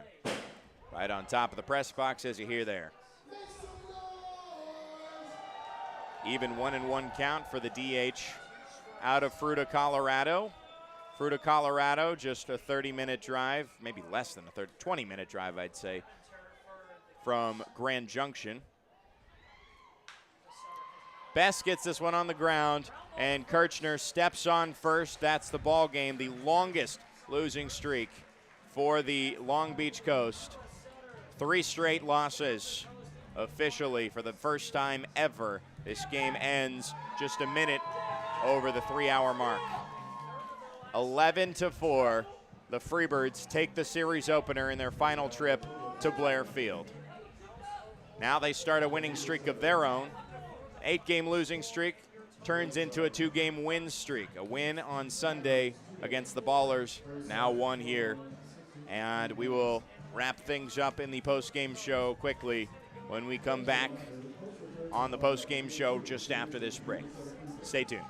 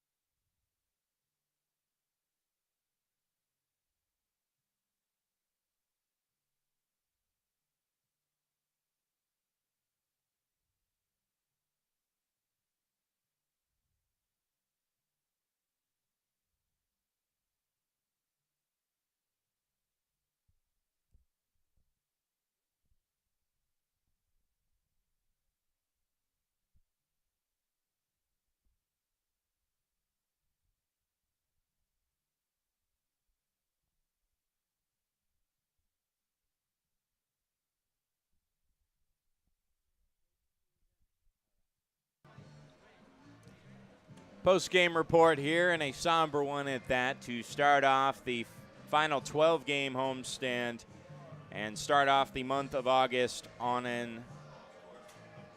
a less than fortunate note. Joey Miller, Jesse Cook here in the booth. 11-4 is the final score as the Freebirds take their second game here at Blair Field in 10 tries. Their first since July 8th. And in both cases, it ended with Tristan Wolf on the mound. But a bit of a different story because that was 12-9. This is a 7-run victory for the Freebirds.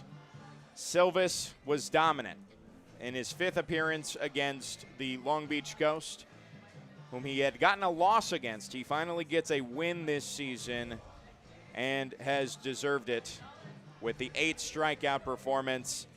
The offense got started in the fourth. There was no score. It was a pitcher's duel through the first 3 innings. But then the Freebirds just kind of exploded in the fourth with Zebros kicking off the charge.